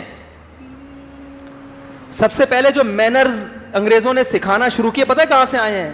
جب مذہب کو انہوں نے نکالا نا اپنے ملکوں سے, تو چوریاں پہلے تو پادری موٹیویٹ کرتے تھے نا عیسائیوں کو, بھائی آخرت ہے, جنت ہے, جہنم ہے. جب انہوں نے مذہب کو نکالا تو مذہب نکلتے ہی جنت جہنم بھی کیا ہو گئی؟ نکل گئی. کیونکہ سائنسدان تھوڑی بتاتے ہیں جنت اور جہنم کے بارے میں, تو مذہب بتاتا ہے نا. مذہب کو جب انہوں نے سائڈ پہ لگایا تو اب لوگوں کو اچھا کیسے بنائیں. اب ہوا یہ تھا, آپ ہسٹری اٹھا کے دیکھیں آپ کو ملے گا, کمپنیوں میں ملازمین نے کام کرنا چھوڑ دیا, تنخواہ پوری لیتے تھے اور کام میں کیا کرتے تھے؟ ڈنڈیاں مارتے تھے. تو انسان انسانوں سے مفاد حاصل کرنے کے لیے انسانوں کو اچھا بنانا چاہتا ہے. ایمانداری ہوگی تو ہماری فیکٹریاں چلیں گی, نوٹ آئے گا, روکڑا آئے گا. نہیں آ رہی بات. گورنمنٹ جو کہتی ہے کہ عوام کو حکومت کے قانون کی پابندی کرنی چاہیے, اس کا مطلب تاکہ سب لوگ تمیز سے چلیں, ہم حکومت امن اور شانتی کے ساتھ کریں, یہ مقصد ہے. اچھائی برائے اچھائی مقصد نہیں ہے. اس کی سب سے بڑی دلیل یہ ہے, جن ملکوں میں قانون کو سب سے زیادہ فالو کیا جاتا ہے وہی دنیا کے سب سے بڑے دہشت گرد ہیں. نہیں آ رہی بات, صحیح ہے نا. جن ملکوں میں انسانیت کا سب سے زیادہ ہیومن رائٹس اور ویمن رائٹس کی بات ہوتی ہے نا, وہی دوسروں کے لیے اصول ان کے کچھ اور ہیں. وہ سارے رائٹس جب کسی اور کنٹری پہ وہ اٹیک کرتے ہیں, اٹیک کرنا بھی انلیگل, اور اٹیک کرنے کے جو بم استعمال ہو رہے ہیں وہ بھی سارے کیا ہیں, وہ بم استعمال ہو رہے ہیں جو پوری دنیا میں یونائٹڈ نیشن نے پابندی لگائی ہوئی ہے, کر رہے ہیں. کشمیر کا مسئلہ دیکھ لو نا آپ, ساری دنیا جانتی ہے کہ کشمیر میں کیا ہو رہا ہے, ظلم. اور اقوام متحدہ میں کشمیریوں کے حق میں ہمیشہ ووٹ جاتا ہے. ایک دو کنٹریز ایسے ہیں جو اس کو ویٹو پاور استعمال کر کے اس کو پینڈنگ میں ڈال دیتے ہیں اس مسئلے کو. وہ ایک دو کنٹری ویٹو پاور استعمال کر کے کیوں کشمیر کے مسئلے کو پیچھے دھکیل رہے ہیں, ان کے اپنے ذاتی مفاد ہیں. فلسطین پر اسرائیل کا ساری دنیا جانتی ہے ناجائز اور حرام قبضہ ہے, اور ساری دنیا اس کے خلاف ہے. اقوام متحدہ میں فرانس بھی اسرائیل کے خلاف ووٹ دیتا ہے, پیرس بھی اسرائیل کے خلاف ووٹ دے گا, اور جتنے یورپی کنٹریز ہیں سب اسرائیل کے خلاف ہیں. ایک امریکہ اسرائیل کے حق میں ووٹ دے گا. آ رہی ہے بات سمجھ میں؟ حالانکہ یہ اسے خود پتا ہے کہ میں کیا کر رہا ہوں, اور اس کی وجہ سے آج تک اسرائیل کا مسئلہ حل ہونے کا نام نہیں لے رہا. تو بھائی آپ جب مینر سکھا رہے ہو دنیا کو, تو یہ آپ کے لیے کہاں گئے یار, کیا کریں, میرے پاس وہ تلوار کہاں ہے یار, وہ تلوار یہاں لا کے رکھا کرو بھائی. وہ کدھر گیا فہد, خود اس کا خود ہی مارکیٹ سے شارٹ ہو. تلوار جو ہے نا ارطغرل والی, بیان میں جب یہاں لا کے رکھا کرو, وہ بڑی خاندانی تلوار ہے, ٹھیک ہے. تو جو اللہ کے خوف سے قانون کو فالو کرتا ہے وہ سب سے پہلے قانون کس پر اپلائی کرے گا, اپنے اوپر. سب سے پہلے اپنے اوپر فٹ کرے گا. وہ ایک فیکٹری میں ہمیں بلایا بیان کرنے کے لیے کہ جو ملازمین ہیں یہ کام میں ڈنڈی مار رہے ہیں, یوں کر رہے ہیں, فلانا کر رہے ہیں, ڈمکانا کر رہے ہیں, ان کو قرآن کی آیتیں سنائیں. میں نے بیان کیا ویل للمطففین, جو تنخواہ پوری لیتے ہیں کام میں ڈنڈی مارتے ہیں, تو ان کے لیے اللہ نے یہ عذاب رکھا. پھر جو مجھے لے کر گئے تھے, میں نے کہا سیٹھ صاحب کو بھی ایک بیان میں نے کرنے ہیں کہ جو کام پورا لیں اور تنخواہ ٹائم پہ بولو بھائی نہ دیں. یہ آیت ان کے لیے بھی ہے. سمجھتے نہیں ہو بات کو. گورا بھی کرے گا, گورا دیکھو معاملات میں ایک نمبر ہے, اس میں دو رائے نہیں ہو سکتی, لیکن وہ اس لیے ایک نمبر ہے کہ اس کو پتا ہے کہ حقیقی معنوں میں بزنس ایک نمبری کے بغیر ممکن نہیں ہے. ہمارے ہاں دو نمبریاں اس لیے ہیں, ابھی نچوڑ لو کل کی کل دیکھی جائے گی, اور اس سے اپنا بھی بیڑا غرق کرتے ہیں, اپنا امیج بھی خراب کرتے ہیں. لیکن یہی چیز اگر ابھی جو لاک ڈاؤن ہوا ہے نا, ٹیشو پیپر مارکیٹ سے کیا ہو گئے تھے, ہم صحابہ کرام کو دیکھ رہے ہیں پیاس سے شہید ہو رہے ہیں بھائی, پانی لے کر گئے دوسرے نے. یہ وہ عرب ہیں, وہ عرب جو جن میں جہالت کوٹ کوٹ کے بھری ہوئی تھی, جن کو کسی کا باپ بھی موٹیویٹ نہیں کر سکتا تھا, صحیح ہے نا. ایسے جہالت کے گھوڑا آپ کا آگے نکل گیا تو تیرا گھوڑا میرے گھوڑے سے آگے نکلا کیوں ہے. اس پہ قاتلانہ لڑائیاں ہوتی تھی. کیا ایک امی نے, ایک وہ پیغمبر جو لکھنا پڑھنا نہیں جانتے, کیسی ان میں ایک جو ہے نا آگ بھری ہے ان میں کہ ادھر میدان جنگ میں شہید ہو رہے ہیں, شدید پیاس لگ رہی ہے, دوسرے نے پانی مانگا تو کہہ رہے ہیں اس کو پلا دو, مجھے بعد میں نہیں پیوں گا, ان کو پلاؤ پہلے. یہ کون سی ورک شاپ کرائی تھی بھائی انہوں نے. اور انہی کنٹریز میں جو بڑے دیانتدار بنتے ہیں, جو تھینک یو بات بات پہ, ذرا آپ ان پہ غربت مسلط تو کر کے دیکھو جو غربت ہمارے یہاں ہے. ابھی لاک ڈاؤن میں کیا ہوا تھا, آسٹریلیا میں گیا ٹیشو پیپر, بولو بھائی, چینا جھپٹی ٹیشو پہ لڑ رہے ہیں. تو پیٹ بھرے ہوئے آدمی کے اخلاق کا اعتبار نہیں ہوتا. بھوکے ننگا ہو پھر آدمی کسی دوسرے کو ترجیح دے, پھر پتہ چلتا ہے آپ کے اندر کتنا دم ہے. بہت مشکل ہے بھائی, بات سمجھانا بہت مشکل ہو گیا ہے, بہت مشکل ہو گیا ہے. تو یہ پیٹ جب تونے بھری ہوئی ہوتی ہیں پھر یار تھینک یو چلتا ہے, بہت چلتا ہے. وہ ان سب کے پیٹ بھرے میں بھائی, اتنا اللہ نے وسائل دیے ہیں, اب مسکرا کے بات ہی تو کرنی ہے نا, اور کیا رہ گیا, تو کر لیتے ہیں تھینک یو, پھڈے بازی کی ضرورت ہی نہیں ہے. ہمارے ہاں محمد صلی اللہ علیہ وسلم کو دیکھو, گھر میں 40 دن کھانا نہیں پکتا, روٹی نہیں ہے, بیوہ عورت سے نکاح کر رہے ہیں ام سلمہ سے, اور کہہ رہے ہیں بچے بھی لے آؤ. یہ ہمارے یہاں ہوتا ہے. نبی کی سنت پہ آج بھی لوگ عمل کرتے ہیں جو شریعت کو فالو کرنے والے لوگ ہیں. یہ ظرف آپ کو مارکیٹ میں کہیں نہیں ملے گا. یہ گھٹیا پن جو ہمارے معاشرے میں آیا ہے نا, کہ ماں باپ اپنی اولاد کو روک رہے ہیں کہ اس پہ خرچ نہ کرنا پڑ جائے. خدا کی قسم, اخلاق, بدترین اخلاق کی اس سے بدترین مثال نہیں ہو سکتی. اور یہ پورے یورپ میں ہے, پورے امریکہ میں ہے, کہ پیرنٹس بچہ نہیں پیدا ہونے دے رہے کہ ہمیں اس پہ کیا کرنا پڑے گا, خرچ. کیا مینرز بھائی, کیا مینرز ہے یہ یار. اپنی اولاد پہ آپ خرچ کرنے کے لیے کہ یار خرچ نہ کرنا پڑے, نسل کیا کر رہے ہیں, کیا فائدہ غریبوں کو کھانا کھلا کے. تو یہ مینرز وینرز کچھ بھی نہیں ہے, یہ سب ٹوپی ڈرامہ ہے, صحیح ہے نا, سب بکواس ہے. میں پھر وہ مثال دے کے اپنی بات ختم کرتا ہوں. کینیڈا میں ہمارے ایک دوست کی کال آئی, کہنے لگے یہاں میرے جو والدین ہیں نا, میں ان کو علاج کے لیے کینیڈا لے کر آ رہا ہوں, کیونکہ یہاں علاج بہت اچھا ہے, بوڑھوں کی بڑی کیئرنگ ہوتی ہے. بات سمجھ میں آ رہی ہے بھائی, گھڑی رکھو سامنے یار. بوڑھوں کی کیا ہوتی ہے, بڑا اچھا سلوک کیا جاتا ہے بوڑھوں کے ساتھ. پاکستان میں بوڑھوں کے ساتھ اچھا سلوک, 10 منٹ رہ گئے اذان میں, 10 منٹ. پاکستان میں بوڑھوں کے ساتھ اچھا سلوک بولو بھائی نہیں ہوتا. میں نے کہا مجھے ایک بات بتاؤ کہ آپ پاکستانی ہو, اتنے پیسہ خرچ کر کے اپنے بوڑھے باپ کو علاج کے لیے کینیڈا بلا رہے ہو, کیا کسی کینیڈین میں دم ہے؟ نہیں آ رہی بات, کیسے سمجھائیں. وہ امریکہ کی پولیس والا ایک آیا تھا, وہ بھی چلا گیا یار. میں نے کہا کسی کینیڈین میں یہ دم ہے کہ اتنی تنخواہ میں, محدود تنخواہ میں اپنے بوڑھے باپ کو ایک غریب ملک سے اٹھا کے امیر ملک لا کے لاکھوں روپے خرچ کرنا اس کے علاج پہ, اس لیے کہ علاج یہاں بولو بھائی اچھا ہوتا ہے. اور میں نے کہا جو نرس آپ کے ابا کا اچھا علاج کرے گی, یعنی ایٹیٹیوڈ اس کا علاج تو ڈاکٹر کرے گا, جو اچھا سلوک کرے گی, آپ کو پتہ ہے یہاں نرسیں بوڑھوں کے ساتھ اچھا سلوک نہیں کرتی. جو نرس یہاں ہاسپٹل میں آپ کے ابا کے ساتھ اچھا سلوک کرے گی, اس سے میری طرف سے ایک سوال پوچھنا کہ مفتی طارق مسعود صاحب نے ایک سوال کیا, ایکسکیوز می ضرور کہنا, کیونکہ مینرز بھی کوئی چیز, بولو بھائی, ہر بات کے آخر میں تھینک یو اور پہلے بھی پلیز. مینرز ہیں بھائی, مینرز یہ ٹوپی ڈرامے میں ہونے چاہیے, یہ بھی کوئی غلط نہیں ہے یہ. اور یہ بھی ایک انگریز کی اچھی صفت ہے کہ چلو بات تو تمیز سے کرتا ہے نا, یہ کوئی بری صفت نہیں. آپ کے اچھا مینرز گئے تیل لینے, تو ہمیں بھی ہمارے اندر یہ ہے کہ ہم تمیز سے بات نہیں کرتے, یہ بڑی بری بات ہے.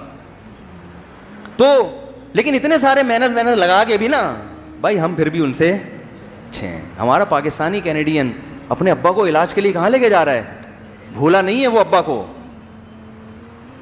تو میں نے کہا اس نرس سے پوچھنا پلیز ایکسکیوز می, مفتی صاحب نے ایک سوال پوچھا ہے کہ آپ جو یہاں میرے ابا کے ساتھ اتنی خدمت کر رہی ہیں, اپنے ابا کو اولڈ ہوم میں جمع کیوں کرایا آپ نے؟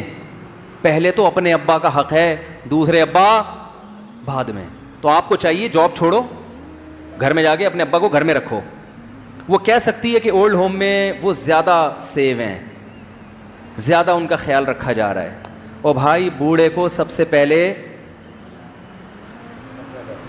ایک وحشت دور کرنے کی ضرورت ہوتی ہے کہ بڑھاپے میں اس کے ساتھ کوئی آ کے اس کی سنا کرے, اس کے ساتھ بیٹھا کرے. اس کی اہمیت اور ضرورت بڑھاپے میں بڑھ جاتی ہے. تبھی تو اللہ نے قرآن میں جہاں اولاد کو نعمت قرار دیا, پوتوں نواسوں کو بھی نعمت قرار دیا ہے کہ بڑھاپے میں وہ بھی آپ کی تنہائی دور کرتے ہیں. تو میں نے کہا اس سے جا کے پوچھنا, اگر وہ اپنے ابا کو بھی فری پھوکٹ میں اتنا اچھا سلوک کر رہی ہے, کینیڈا کے لوگ ہم سے زیادہ اچھے ہوتے ہیں مان لوں گا, میں نے کہا ان کی فضیلت پر ایک بیان کروں گا. اور یہاں جو نرس آپ کے ابا کے ساتھ اچھا سلوک نہیں کر رہی تھی, جس کی وجہ سے آپ اس کو وہاں لے کر گئے ہیں, اس سے پوچھو جتنا گندا سلوک میرے ابا کے ساتھ کرتی ہو کیا گھر میں اپنے ابا کے ساتھ کو بھی ابا کو بھی ایسے ہی رکھا ہوا ہے؟ تو وہ کہے گی بھائی میں جاب ہی اسی لیے کر رہی ہوں تاکہ اپنے بوڑھے باپ کو کھلا سکوں، اولڈ ہوم میں جمع کرنے کی نوبت نہ آئے۔ میں نے کہا یہ نرس جنت میں جائے گی، وہ اتنا اچھا سلوک کرنے کے بعد بھی جنت میں نہیں جائے گی۔ کیسے سمجھائیں بھائی؟ میرے پاس اردو میں اس سے زیادہ اچھا سمجھانے کا کوئی طریقہ ہے نہیں۔ تو یہ موٹیویشن یہ جو مصنوعی موٹیویشن ہوتی ہے نا، اس کا یہ نتیجہ نکلتا ہے۔ اس لیے خاندانی فرمایا الا ان فی الجسد مضغہ اذا صلحت صلح الجسد کلہ واذا فسدت فسد الجسد کلہ الا وہی القلب۔ فرمایا انسان کے سینے میں ایک چھوٹا سا ٹکڑا ہے، جب وہ ٹکڑا ٹھیک رہتا ہے تو پوری باڈی سے نکلنے والے اعمال ٹھیک ہوتے ہیں، اور جب وہ ٹکڑا خراب ہو جاتا ہے تو پورے جسم سے نکلنے والے اعمال خراب ہو جاتے ہیں۔ اور آپ نے فرمایا خبردار سنو، اس ٹکڑے کا نام ہے دل۔ تو اس سے پتہ چلا کہ دو چیزیں اللہ تعالیٰ دیکھتے ہیں، ایک دل اور ایک آپ کے اعمال۔ لیکن دو چیزوں کو ٹھیک کرنے کے بجائے دل کو ٹھیک کر لو، ہیڈ کوارٹر کو ٹھیک کر لو، مرکز کو ٹھیک کر لو، تو جسم سے نکلنے والے اعمال خود بخود ٹھیک ہو جائیں گے۔ دل کو ٹھیک کیسے کیا جاتا ہے؟ ہارٹ اسپیشلسٹ سے رابطہ کیا جائے گا۔ ہارٹ اسپیشلسٹ دو قسم کے ہوتے ہیں، ایک ہارٹ اسپیشلسٹ جو اس مادی دل کے اسپیشلسٹ ہیں، اس مادہ دل کے جو دھڑکتا ہے، تو وہ جو ہارٹ اسپیشلسٹ ہے وہ آپ کو بتائے گا کہ آپ کا دل 1 منٹ میں کتنی دفعہ دھڑک رہا ہے، زیادہ دھڑکنا چاہیے، کم دھڑکنا چاہیے، بلاکش تو نہیں ہے کوئی نسوں میں، مسائل تو نہیں ہیں۔ یہ ہیڈک، یہ ٹاپک ڈاکٹر کا ہے۔ لیکن جو روحانی دل ہے،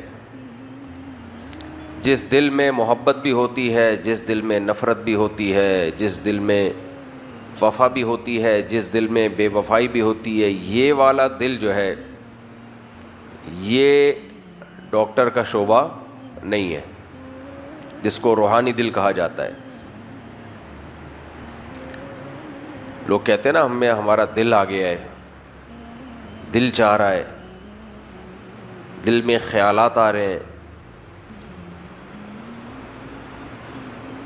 تو یہ جو دل چاہ رہا ہوتا ہے نا، یہ وہ دل نہیں چاہ رہا ہوتا جو دھڑک رہا ہے، وہ تو چینج بھی ہو جاتا ہے نا، بعض دفعہ کسی اور کا دل لگا دیا تو وہ ساری چاہتیں اس دوسرے والے دل میں خود بخود، ڈیٹا ٹرانسفر نہیں کرنا پڑتا، خود بخود ٹرانسفر ہو جاتی ہیں۔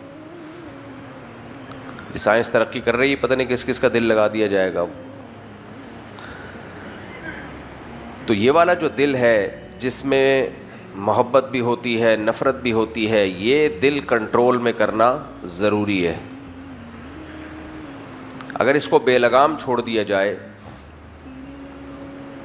تو یہ دائیں بائیں بھاگے گا۔ جیسے سرکش گھوڑے کو اگر آپ نے بے لگام چھوڑ دیا، گھر کے جانور کو آپ نے بے لگام چھوڑ دیا اور وہ جانور ابھی پلا ہوا نہیں ہے تو وہ غائب ہو جائے گا، وہ اپنی مرضی سے جائے گا۔ ہمارے یہاں بھی مسئلہ یہ ہے کہ ہم لوگوں نے بھی دل کو بے لگام چھوڑا ہوا ہے، دائیں بائیں گھومتا رہتا ہے وہ۔ جب اس کو بے لگام چھوڑ دیا تو وہ کدھر کو جاتا ہے؟ کسی کی گاڑی دیکھ کے اس پہ دل آ جائے گا، کاش میرے پاس بھی ایسی گاڑی ہوتی۔ کسی کا عہدہ دیکھ کے کاش میرے پاس بھی ایسی ٹھاٹ باٹ ہوتی، عہدہ ہوتا۔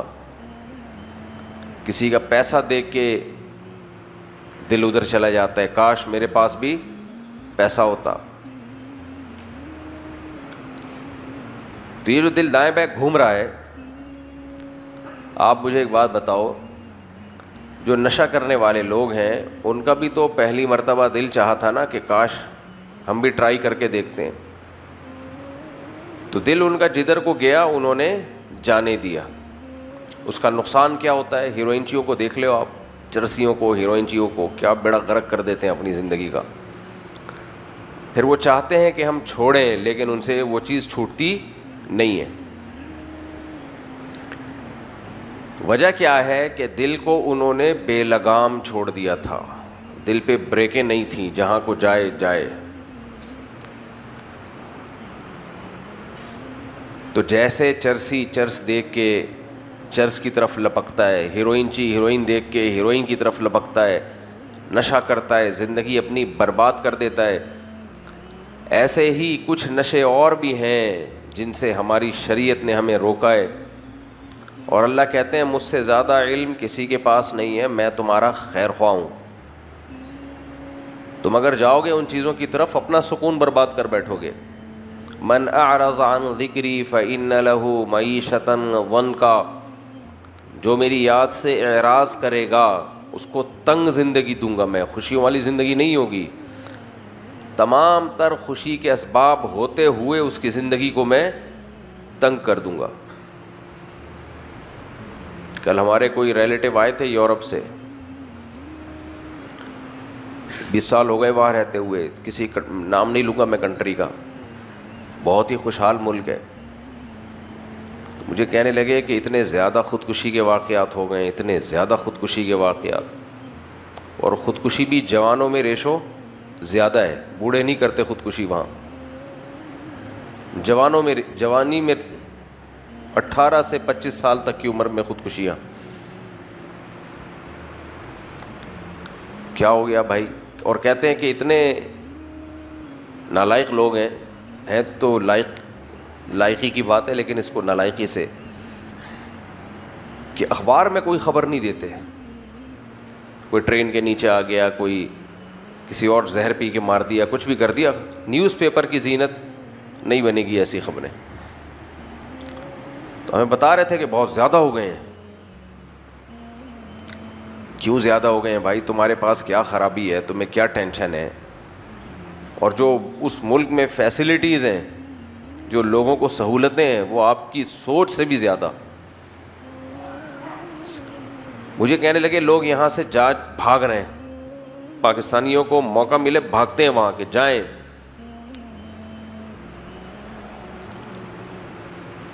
تو اس لیے کہ بڑی سہولتیں ہیں, لیکن یہ نہیں پتہ کہ اس سوسائٹی کا حشر کیا ہوا ہے. آپ کی نسلوں کا بھی حشر ہو سکتا ہے اگر کنٹرول نہ کیا.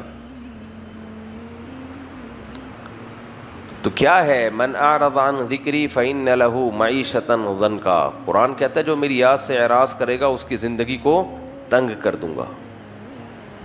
وَنَحْشُرُهُ يَوْمَ الْقِيَامَةِ أَعْمَى, اور قیامت کے دن اس کو اندھا کر کے اٹھاؤں گا.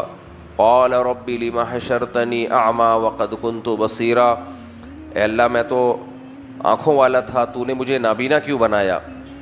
تو اللہ کہے گا وَكَذَلِكَ أَتَتْكَ آیاتنا فَنَسِيتَهَا, دنیا میں میری آیتیں, میرے احکام تیرے سامنے آتے تھے اور تو ان سے اندھا بنا ہوا تھا. تو اس لیے میرے بھائی اپنی زندگی میں اگر اطمینان پیدا کرنا ہے تو اللہ کی یاد اور اللہ کے ذکر کے بغیر گزارا نہیں ہے. اور اللہ کی یاد اور اللہ کے ذکر میں جو سب سے بڑی رکاوٹ بنتی ہے, خواہشات. ہم جس دور میں ہیں یہاں چاروں طرف خواہشات کا ایک ایسا جال بچھا ہوا ہے, اتنا بڑا جال ہے کہ پہلے اللہ سے غافل کرنے والی چیزیں اتنی زیادہ نہیں تھیں. پہلے زمانے میں گاؤں دیہاتوں میں کیا ہوتا تھا, یا شہروں میں بھی کیا ہوتا تھا, اللہ سے غافل کیا کون کرے گا؟ زیادہ زیادہ ایک مشکل کام تھا لوگوں کے لیے فجر کی نماز پڑھنا.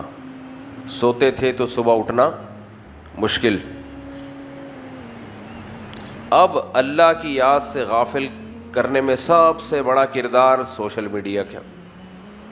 ہمیں یاد ہے ہم بچپن میں رمضان میں مسجدیں بھری ہوتی تھیں, نوجوان تلاوت کر رہے ہوتے تھے. ہماری محلے میں پہلا ٹورنامنٹ شروع ہوا تو اس کے بعد سے مسجدیں خالی. رمضان میں جو نوجوان لوگ راتوں میں عبادت, دن میں تلاوت, ذکر, عبادت, تو پہلا ٹورنامنٹ مجھے اچھی طرح یاد ہے, کرکٹ کا میچ ٹورنامنٹ شروع ہوا ہمارے محلے میں, تو اس کا پہلے سال ہم نے اثر یہ دیکھا کہ جو نوجوان تھے جو خود بخود مسجد میں آیا کرتے تھے تلاوت کے لیے, ذکر کے لیے, تسبیحات کے لیے, اور راتوں کو رمضان میں مسجدوں میں رونق ہوتی تھی, تو پہلا کرکٹ کا ٹورنامنٹ ہوا ہے اور وہ رونق مارکیٹ سے بولو شاٹ, وہ رونق ہی ختم. پہلے کھیلتے تھے 2-3 گھنٹے کھیلا ہے اور 6 گھنٹے اس کھیلے ہوئے پہ تبصرے, سمجھ رہے ہیں آگے؟ کرکٹ جو ہے نا, کرکٹ کھیلا جاتا ہے 1-8 گھنٹہ اور تبصرے چلتے ہیں. بولو نا بھائی کیا ہو گیا, چپ, بولنے کا تو روزہ نہیں ہے نا. 2-3 گھنٹے کھیلا جاتا اور 6-7 گھنٹے تبصرے, اس نے ایسے بال کرائی تھی, اس نے یوں کیا تھا, اور اس نے ایسے کیا تھا, ویسے کیا تھا, وغیرہ وغیرہ. یہ تو ایک چیز ہے جو اللہ سے غافل کر رہی ہے. اس کے علاوہ بھی 20 چیزیں ہیں. سب سے بڑی اٹریکشن موبائل میں, جس شخص کو دیکھو تھوڑی دیر میں موبائل کھول کے بیٹھ جائے گا. آپ کہہ سکتے ہو میں بھی تو کھولتا ہوں, کئی دفعہ میں نے دیکھا ہے. میرے پاس واٹس ایپ میں ہزاروں میسج پڑے ہوئے ہیں, ہزاروں, اور ہزاروں ڈیلیٹ کرتا ہوں ہر تھوڑے دن کے بعد. تو ان ہزاروں میں اگر میں 5-10 دیکھ لوں تو میرا تو بنتا ہے نا دیکھنا, کیا خیال ہے؟ تو غافل کرنے والی چیز ہے ٹک ٹاک, فیس بک, یوٹیوب, شارٹس, جو آج کل شارٹ کلپ آ رہے ہیں نا, آپ دیکھو کسی کے ہاتھ میں آپ پکڑا دو بس گھماتا رہے گا, ریل گھماتا رہے گا. اب کیا ہے, اب کیا ہے, اب کیا ہے, اب کیا ہے, گھنٹوں گھنٹوں اس میں لگا دے گا وہ. فیس بک پہ بیٹھ جائے کرتے, میں نے تو فیس بک 2008 یا 2009 میں شاید استعمال کیا تھا, تو اس وقت ہی مجھے اندازہ ہو گیا تھا کہ یہ ٹائم برباد کرنے کا اس سے بہتر ذریعہ کوئی ہے نہیں. ایک ہوتا ہے کہ ٹائم برباد ہو رہا ہو, کوئی ٹائم برباد کر رہا ہو, آپ کا وقت برباد کر رہا ہو, لیکن آپ کو افسوس ہو کہ کاش یہ وقت برباد نہ ہوتا. کوئی بندہ آپ کے سر پہ بیٹھ گیا آپ کے بلا وجہ اور فضول باتیں کر رہا ہے, آپ کو ٹائم ہی نہیں مل رہا کسی کام کا, تو یہ قدرت کی طرف سے ایک آزمائش ہے. بعض دفعہ ہو سکتا ہے نا, کسی کے ساتھ بھی ہو سکتا ہے. تو یہ آزمائش ہے اللہ کی طرف سے. ایک ہے باقاعدہ آپ ارادہ کر کے ٹائم ضائع کرو کہ میں نیت کرتا ہوں ٹائم ضائع کرنے کی, یہ ایک زیادتی ہے بھائی. یہ کیا ہے؟ یہ زیادتی ہے. پتہ نہیں ڈرامہ کیسے دیکھ لیتے ہیں پورا 2-2 گھنٹے کا, 1-1 گھنٹے کا ڈرامہ بیٹھ کے. بھائی تو باقاعدہ ٹائم ضائع کر رہے ہو بیٹھ کے یار.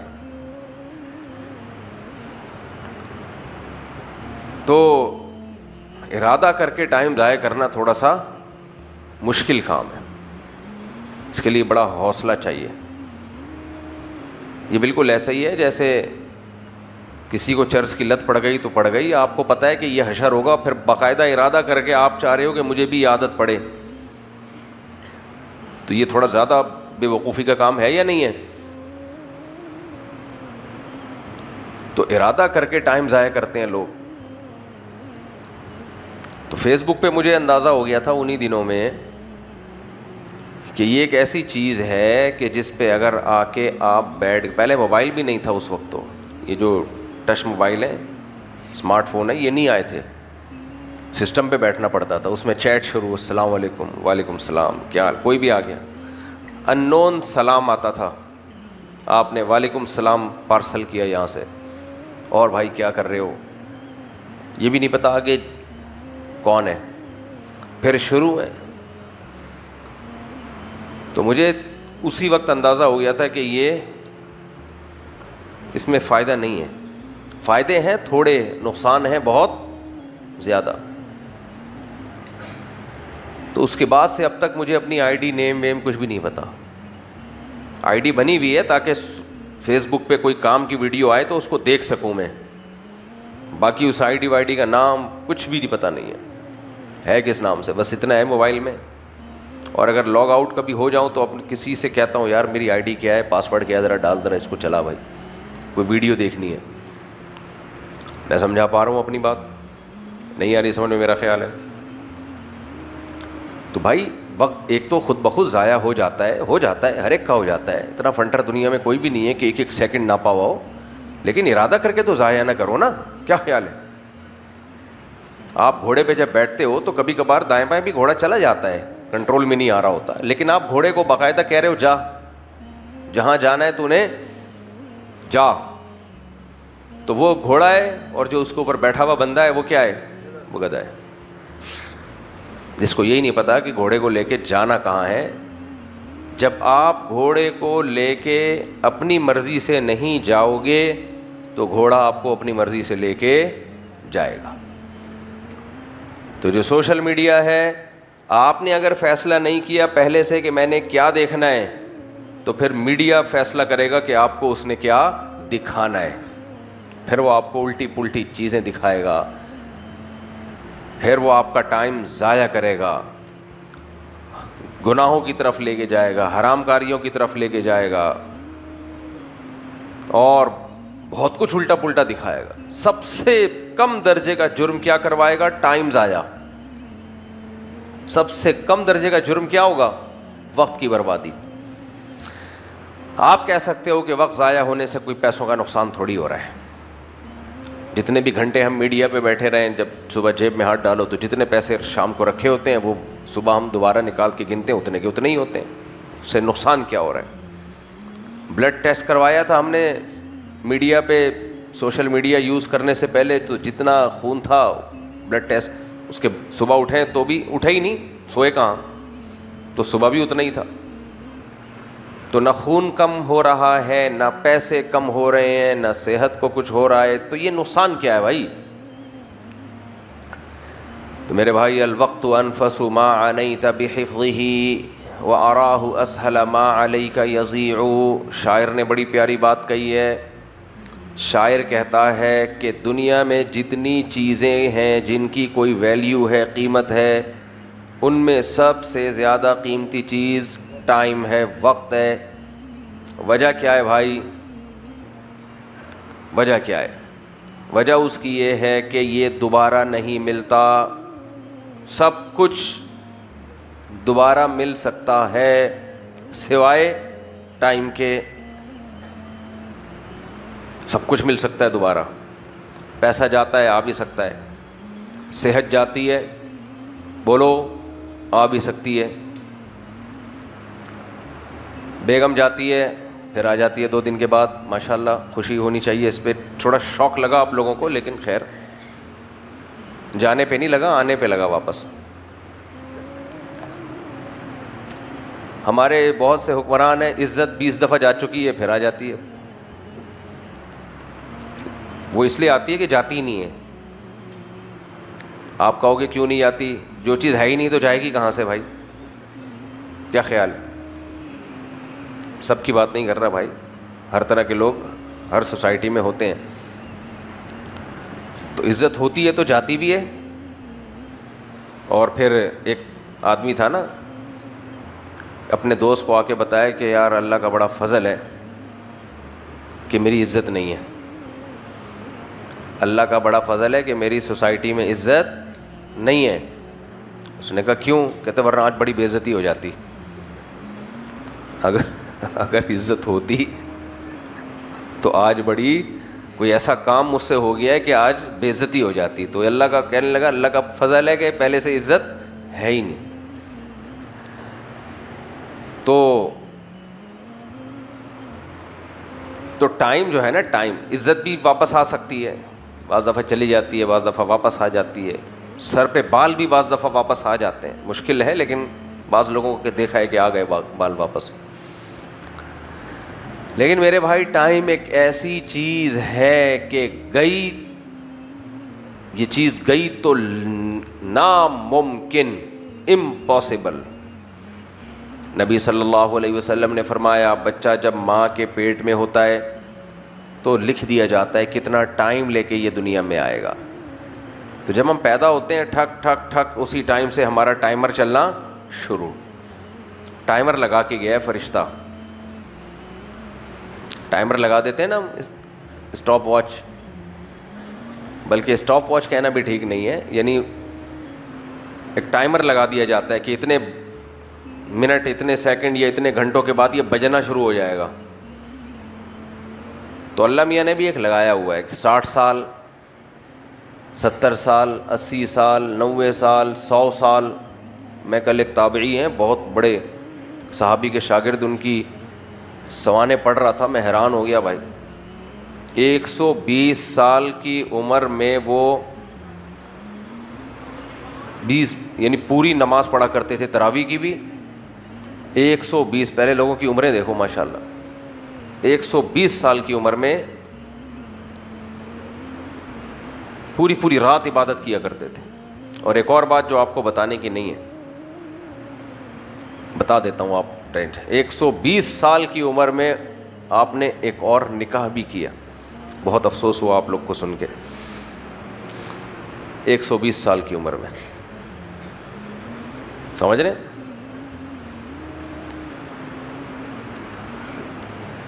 تو میں تو واقعہ سنایا کرتا نا, ہمارے حضرت مفتی رشید احمد صاحب کے والد صاحب نے 90 سال میں نکاح کیا تھا اور اولاد بھی ہوئی تھی. تو یہ 120 کی بھی رپورٹ آ گئی ہے.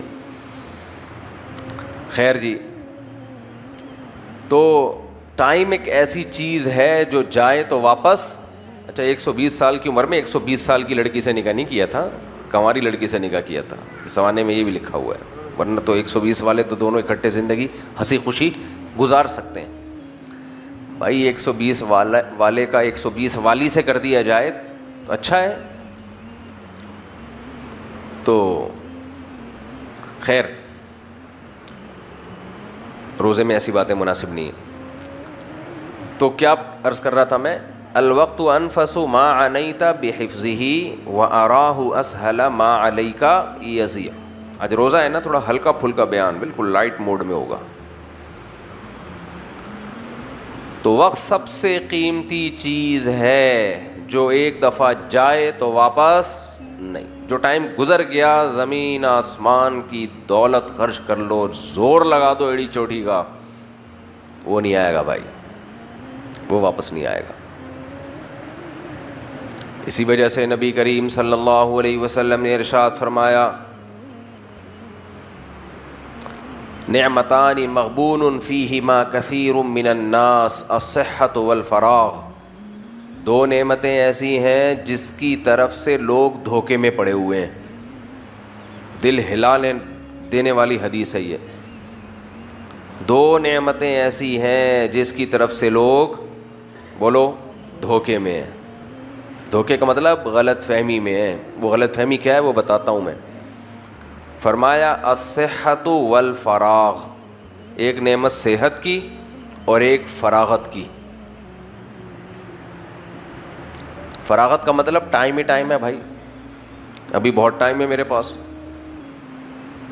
یہ جو آج کل لوگ کہہ رہے تھے میرے پاس ٹائم نہیں ہے, تو ان کا مطلب یہ ہوتا ہے کہ کام کے کاموں کے لیے ٹائم نہیں ہے, فالتو کاموں کے لیے ٹائم ہی ہر آدمی کے پاس روزانہ 24 گھنٹے ہوتے ہیں.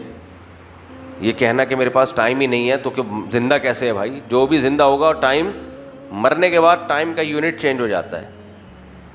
مرنے کے بعد جو ہے نا, اب جیسے جو 1000 سال پہلے مرے تھے تو ان کو تھوڑی لگ رہا ہوگا ہم 1000 سال سے قبر میں پڑے ہوئے ہیں, وہ تو بور ہو جاتے. کیا خیال ہے, غصے میں اڑ جاتے. ایک آدمی کو آپ لٹا دو اور ٹائم گزرتا رہے 1 سال 2 سال 3 سال 4 سال, تو وہ غصہ آئے گا کہ نہیں آئے گا کہ بس کرو بھائی اٹھاؤ مجھے. تو یہ جو قبر میں جانے کے بعد ٹائم کا یونٹ یہ نہیں رہتا, وہ کیا ہو جاتا ہے, بلکہ ہو سکتا ہے ٹائم ہی رک جاتا ہو ان کے لیے. ٹائم کے یونٹ الگ الگ ہیں. آخرت میں اللہ کہتے ہیں ایک دن 50,000 سال کا ہوگا, یہاں کے 50, کسی کے لیے وہی ایک دن 1000 سال کے برابر ہوگا. تو اوقات کے جو یونٹ ہیں وہ وہاں پر ڈفرینٹ ہیں, یہاں پر ڈفرینٹ ہیں, فرق ہے. تو تو آپ نبی صلی اللہ علیہ وسلم نے فرمایا 2 چیزوں کی طرف سے انسان غفلت میں ہے, دھوکے میں ہے, غفلت بھی نہیں دھوکے میں ہے. ایک صحت کی نعمت, دوسری فراغت. فراغت کا مطلب میں نے بتایا نا, لوگ کہتے ہیں ٹائم نہیں ہے, تو ٹائم ہوتا ہے ان کے پاس فالتو کاموں کے لیے, بہت ٹائم ہے. ہمارے شیخ حضرت مفتی رشید احمد صاحب رحمہ اللہ تعالی, اللہ نے علم سے بہت نوازا تھا,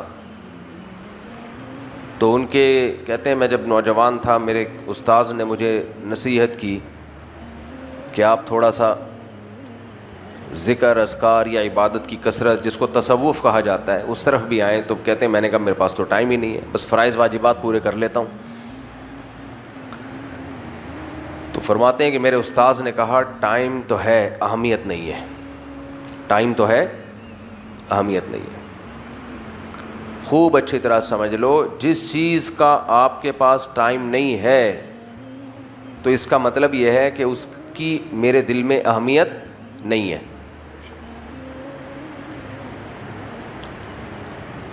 آپ کہہ سکتے ہیں بعض کام تو بڑے اہم ہوتے ہیں, اور لیکن آپ کے پاس ان کا بھی ٹائم نہیں ہوتا. تو وہ اس لیے نہیں ہوتا کہ اس سے بھی کچھ زیادہ اہم کام سامنے ہوتے ہیں. ہمارے حضرت فرمایا کرتے تھے ایک بڑی بہترین مثال کے, دیکھو بوتل کا ایک بوتل ہے نا پانی کی, بھری ہوئی ہے, اس میں بلبلا کب آئے گا؟ جب ایک قطرہ باہر نکالیں گے. کیا خیال ہے؟ ایسا ہی ہوگا نا, ایک قطرہ اس میں سے باہر نکلے گا, پھر ڈھکن سے بند کریں گے تو اس میں ایک بلبلا پیدا ہو جائے گا. لیکن اگر ایک قطرہ اور ڈال دیا جائے اس میں, جو ایئر کی وجہ سے بلبلا آیا ہوا تھا, تو وہ بلبلا بھی, بول لو نا یار, ختم. تو اب اس پانی کی بوتل میں نیا پانی ڈالنے کے لیے ضروری ہے کہ پرانا نکالا جائے. اس مثال کو اچھی طرح سے سمجھیں. یہ ہو نہیں سکتا کہ اس میں جتنا پانی ہے اتنے ہوتے ہوئے نیا مزید آ جائے, یہ ممکن ہی نہیں ہے. اس میں نیا پانی جب آئے گا جب پرانے میں سے ایک قطرہ نکلے گا. اگر زیادہ پانی ڈالنا چاہتے ہیں تو زیادہ نکالنا پڑے گا. تو کہا کہ اس بوتل میں سے پرانا پانی اس وقت نکلے گا جب نئے کی ویلیو پرانے سے, بولو, زیادہ ہو. تو کہا کرتے تھے کہ کام کے لوگوں کے اوقات ایسے ہوتے ہیں کہ اگر وہ اپنے شیڈول میں کوئی نیا کام ڈالنا چاہیں, یعنی آپ کارآمد فرد ہو یا بیکار زندگی گزار رہے ہو, اس کا ایک کرائٹیریا ہے, معیار ہے. دنیا میں 2 ٹائپ کے لوگ ہوتے ہیں, ایک بیکار اور ایک کارآمد. بیکار کسے کہتے ہیں؟ پڑا ہوا ہے, سو رہا ہے تو سوئے چلے جا رہا ہے, کھا رہا ہے تو بولو کھائے چلے جا رہا ہے, بیٹھا ہوا ہے, پولیس آ رہی ہے اٹھانے کے لیے, اٹھ جا بھائی. رفیع بھائی کو ہنسی آئی ہے, سمجھ گئے. ایسے پوستی لوگ مارکیٹ میں بہت پائے جاتے ہیں. کوئی کام حوالے کر دو تو اس کام کے علاوہ باقی سارے کام کر رہے ہوں گے وہ.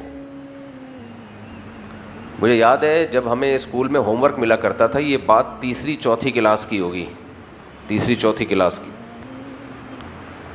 تو اب میرا ایک دوست تھا جس کے ساتھ میں بڑی گپیں مارتا تھا, کھیلتا تھا, ہمارے پڑوس میں ہی رہتا تھا. ہم دونوں چلے جاتے تھے کھیلنے کے لیے, ادھر ادھر کرکٹ مرکٹ, بادام کھا رہے, ادھر بادام بھی ہوتے تھے, ادھر ادھر سے جوتے مار کے بادام توڑتے تھے وغیرہ وغیرہ. تو میں جب اس کے پاس جاتا تھا کہ چلو یار کھیلنے چلتے ہیں, تو وہ ہوم ورک بعض دفعہ لے کے بیٹھا ہوتا تھا. ہوم ورک نہیں ہوتا اسکول سے جو ملا ہوتا ہے, تو وہ ہوم ورک کیسے کرتا تھا, وہ بڑی خطر, وہ اب تک مجھے یاد ہے. جیسے ٹیچر نے دے دیا نا سینٹینس بنانے کے لیے, جیسے کیٹ ہے, اس کو سینٹینس میں استعمال کرو, آئی ہیو اے کیٹ یا جو بھی. تو وہ کیا کرتا تھا, جیسے آئی لکھا, اب ادھر ادھر دیکھ رہا ہے, پھر ادھر باتیں کر رہا ہے, پھر ہیو لکھا, ہیو کا ایچ لکھا, پھر باتیں کر رہے. تم گھنٹہ لگا دیتا تھا وہ ایک سینٹینس لکھنے میں. تو میں اس وقت سوچتا تھا کہ یار یہ کس قسم سے بندہ ہے. یعنی ہمیں اگر جب ہوم ورک ملتا ہے تو ہم کہتے ہیں جلدی سے نمٹائیں, یا تو کریں ہی نہیں, یہ والا پالیسی میں نے زیادہ اختیار کی تھی کہ کرو ہی نہیں یا تو, لیکن کرو تو نمٹاؤ نا, تاکہ دماغ کیا ہو, فارغ ہو. تو یہ تو بیٹھا رہے گا سارا دن. لیکن پھر میں نے اپنی زندگی میں اس طرح کے بہت سارے لوگ دیکھے, مجھے نظر آئے, یعنی مجھے لگا کہ یہ بچپن سے ہی سافٹ ویئر ایسے ڈلے ہوئے ہوتے ہیں کھوپڑی شریف میں. کچھ لوگ ایسے ہوتے ہیں جب ان کو کام دیا جائے تو کام ان کے سر پہ سوار ہو جاتا ہے, وہ کہتے ہیں نمٹاؤ تاکہ ذہن کیا ہو, فارغ ہو جائے, کسی دوسرے کام میں لگیں. اور کچھ ایسے ہوتے ہیں وہ اس کو نمٹاتے ہی نہیں ہیں, بیٹھے ہوئے ہیں, لکھ رہا ہے پھر ادھر دیکھ رہا ہے, پھر ادھر دیکھ رہا ہے, پھر ایسے کر رہا ہے, پھر یوں کھجا رہا ہے گھنٹہ بیٹھ کے. تو آپ نے بھی دیکھے ہوں گے اس قسم کے لوگ. کارپینٹر ایک میں لے آیا, مرغیوں کا کیج بنوانا تھا, پرانی بات ہے, مرغیوں کا کیج بنوانا تھا کارپینٹر سے. وہ کیا کرتا تھا, ایک کیل ٹھوکتا تھا پھر بیٹھ جاتا تھا. ایسے ایسے لوگ ہیں مارکیٹ میں. اب ایک اور صاحب ہیں لیکن وہ سمجھ جائیں گے کہ میری بات ہو رہی ہے, وہ بھی لیٹسٹ واقعہ ہے, وہ سمجھ جائیں گے کہ میری بات ہو رہی ہے. بعض ڈاکٹر بڑے سست ہوتے ہیں, بہت سست ہوتے ہیں, وہ ڈاکٹر ہو کے سست.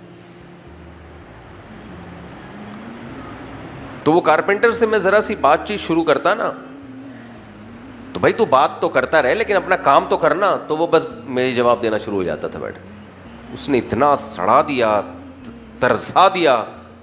اس کے بعد کبھی بھی ملتا ہے تو السلام علیکم کر کے میں کنی کترا کے نکل جاتا ہوں. کہتا ہے مفتی صاحب کوئی کام؟ تو مجھے اندازہ ہو گیا. میں نے کہا بھائی ایک دل میں سوچتا ہوں, اس کو نہیں بولتا, ایک دفعہ کام دیا تھا. اس کے بعد دیکھو ہر شخص کو, مجھے ایک بات بتاؤ, سست آدمی اچھا لگتا ہے یہ ایکٹیو ہے؟ دنیا میں ہر جگہ چست لوگوں کی قدر ہے. یہ دینداروں میں ہمارے سستی کیوں ہے اتنی؟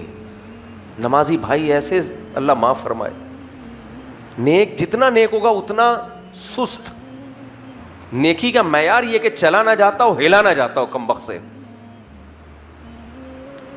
نہ چلا جاتا ہو نہ ہلا جاتا ہو. حضرت جی بہت پہنچے ہوئے ہیں, مطلب حضرت سے ہلا تو جاتا ہی نہیں ہے ہمارے حضرت جی سے. میں نے بتایا تھا نا, ایک جعلی پیر صاحب تھے, ان کو ہوا خارج کرنی ہوتی تھی تو ان کے مریدین دائیں کولا اٹھاتے. یہ ہمارے استاذ کا دیکھا ہوا واقعہ ہے. وہ بیچارے ایسے ہو گئے تھے کہ اب اتنا بھی نہیں ہل سکتے تھے. دایاں میں نے آگے بائیں کو چھوڑ دیا میں نے, اس کے بعد تھوڑی دیر میں بایاں کولے. دو ٹوٹل کتنے ہوتے ہیں؟ دو ہوتے ہیں. تو وہ پہنچے ہوئے پیر صاحب تھے, پہنچے ہوئے بہت بڑے بزرگ.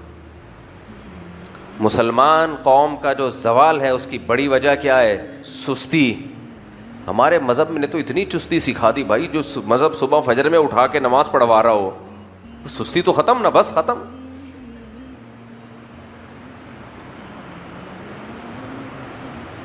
تو بات کہیں اور موضوع سے تھوڑا سا ہٹ گیا میں.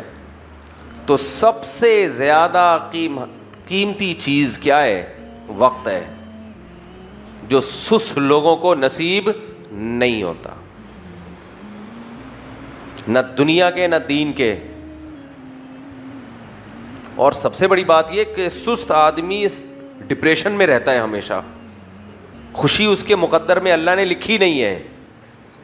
گھر میں دیکھا ہوگا نا, کچھ عورتیں چست ہوتی ہیں, صبح صبح جھاڑو پوچھا, بچوں کو تیار کرنا, ناشتہ بنانا, اسکول بھیجنا, ایک ہنگامہ مچا ہوتا ہے صبح صبح گھر میں, ایکٹیو لوگوں کے گھر میں. بڑا اچھا لگتا ہے. کیا خیال ہے؟ اماؤں کے غصے ہوتے ہیں, اٹھ نہیں رہا, ٹھڈے مارے آ کے اس کو, گاڑیاں کھڑی ہوتی ہیں, ہارن بجا رہی ہوتی ہیں, ایک رونق لگی ہوئی ہوتی ہے, گھر صاف ستھرا. اور کچھ عورتیں پھوڑ کہلاتی ہیں. جو چیز ونس اپون اے ٹائم, جہاں ایک دن مہمان آیا تھا, چائے ایسے ہی چھوڑ کے چلا گیا, وہ چائے میں ایک گھونٹ رہ گیا تھا, اس میں کیڑے پڑ گئے, وہ وہاں سے کوئی ہلانے والا, وہ کپ جو تھا رکھا جم گیا, ختم ہو گیا. ایسے بھی گھر الحمدللہ ہم نے دیکھے. ایک صاحب تھے, میں کوشش کر رہا ہوتا ہوں نا وہ بندہ نہ وہاں تک پہنچے کہ میری بات ہو رہی ہے. ہر طرح کے سب لوگوں سے ہم نے زندگی اسی سوسائٹی میں گزاری ہے نا. جو چیز نل کا ٹپک رہا ہے نا, بعض گھروں میں 6 سال سے نل کا ٹپک رہا ہے, آپ جا کے دیکھ لینا, آپ کے گھر میں بھی ہو سکتا ہے. 10 سال ہو گئے نل کا ٹپک رہا ہے, اب تک وہ ریپیئر بولو نہیں ہوا. کل کر لیں گے, پرسوں کر لیں گے, ترسوں کر لیں گے, اس کے بعد کر لیں گے. جب تک سر پہ نہیں پڑتی نا اس وقت تک ہلتے ہی نہیں ہیں. وہ ایک سست آدمی کا واقعہ سنایا کرتے تھے ہمارے حضرت. بیان میں نے شروع کیا تھا نا خواہشات پہ کہ دل, تو یہ جو سستی پہ میں اور چستی پہ بیان شروع کر دیا نا, یہ اس لیے شروع کر دیا کہ سست آدمی اپنی خواہشات پہ کنٹرول نہیں رکھتا. چستی ہوگی تو دل کے خلاف چلا جاتا ہے, دل چاہ رہا ہے نہیں کرو, کر لیتا ہے آدمی. یہ سست میرے دماغ میں جو آیا نا, سست آدمی, یہ اسی سے آیا ہے کہ وہ خواہشات کا غلام ہوتا ہے. اس سے نہ اٹھا جائے گا, نہ چلا جائے گا, نہ ہلا جائے گا, کچھ بھی نہیں کرتا وہ کمبخت. خواہشات کا غلام ہوتا ہے. چرسی چست ہوتے ہیں, سست ہوتے ہیں, وہ تو پی کے ایک دم سے ایکٹیو ہو جاتے ہیں, وہ مصنوعی ایکٹیونیس ہے. ہیروئنچوں کو دیکھ لو, پڑے رہیں گے. تو ہمارے نبی نے تو سستی سے پناہ مانگی ہے بھائی. تو میں کوئی مثال دے رہا تھا, ابھی ایک مثال دے رہا تھا, میں ذہن سے نکل گئی. خیر نہیں خیر وہ مثال رہ گئی. تو بہت اچھی مثال دماغ میں آئی تھی. ہاں میں لطیفہ سنا رہا تھا بڑے زبردست. ہمارے حضرت ایک واقعہ سنایا کرتے تھے کہ 2 سست نوجوان لیٹے ہوئے تھے, بیری کے درخت کے نیچے نا لیٹے ہوئے تھے. تو ایک گھڑ سوار قریب سے گزرا. ایک نے آواز دی اس گھڑ سوار کو, بھائی صاحب ذرا ادھر آنا. وہ گھڑ سوار نے بولا یار پتہ نہیں یہ لیٹے ہوئے ہیں, اللہ خیر کرے, کوئی وجہ ہوگی. آ گیا, کیا کام ہے بھائی؟ ایک نے کہا کہ یار یہ بیر پڑا ہوا ہے, ذرا اٹھا کے میرے منہ میں ڈال دیں.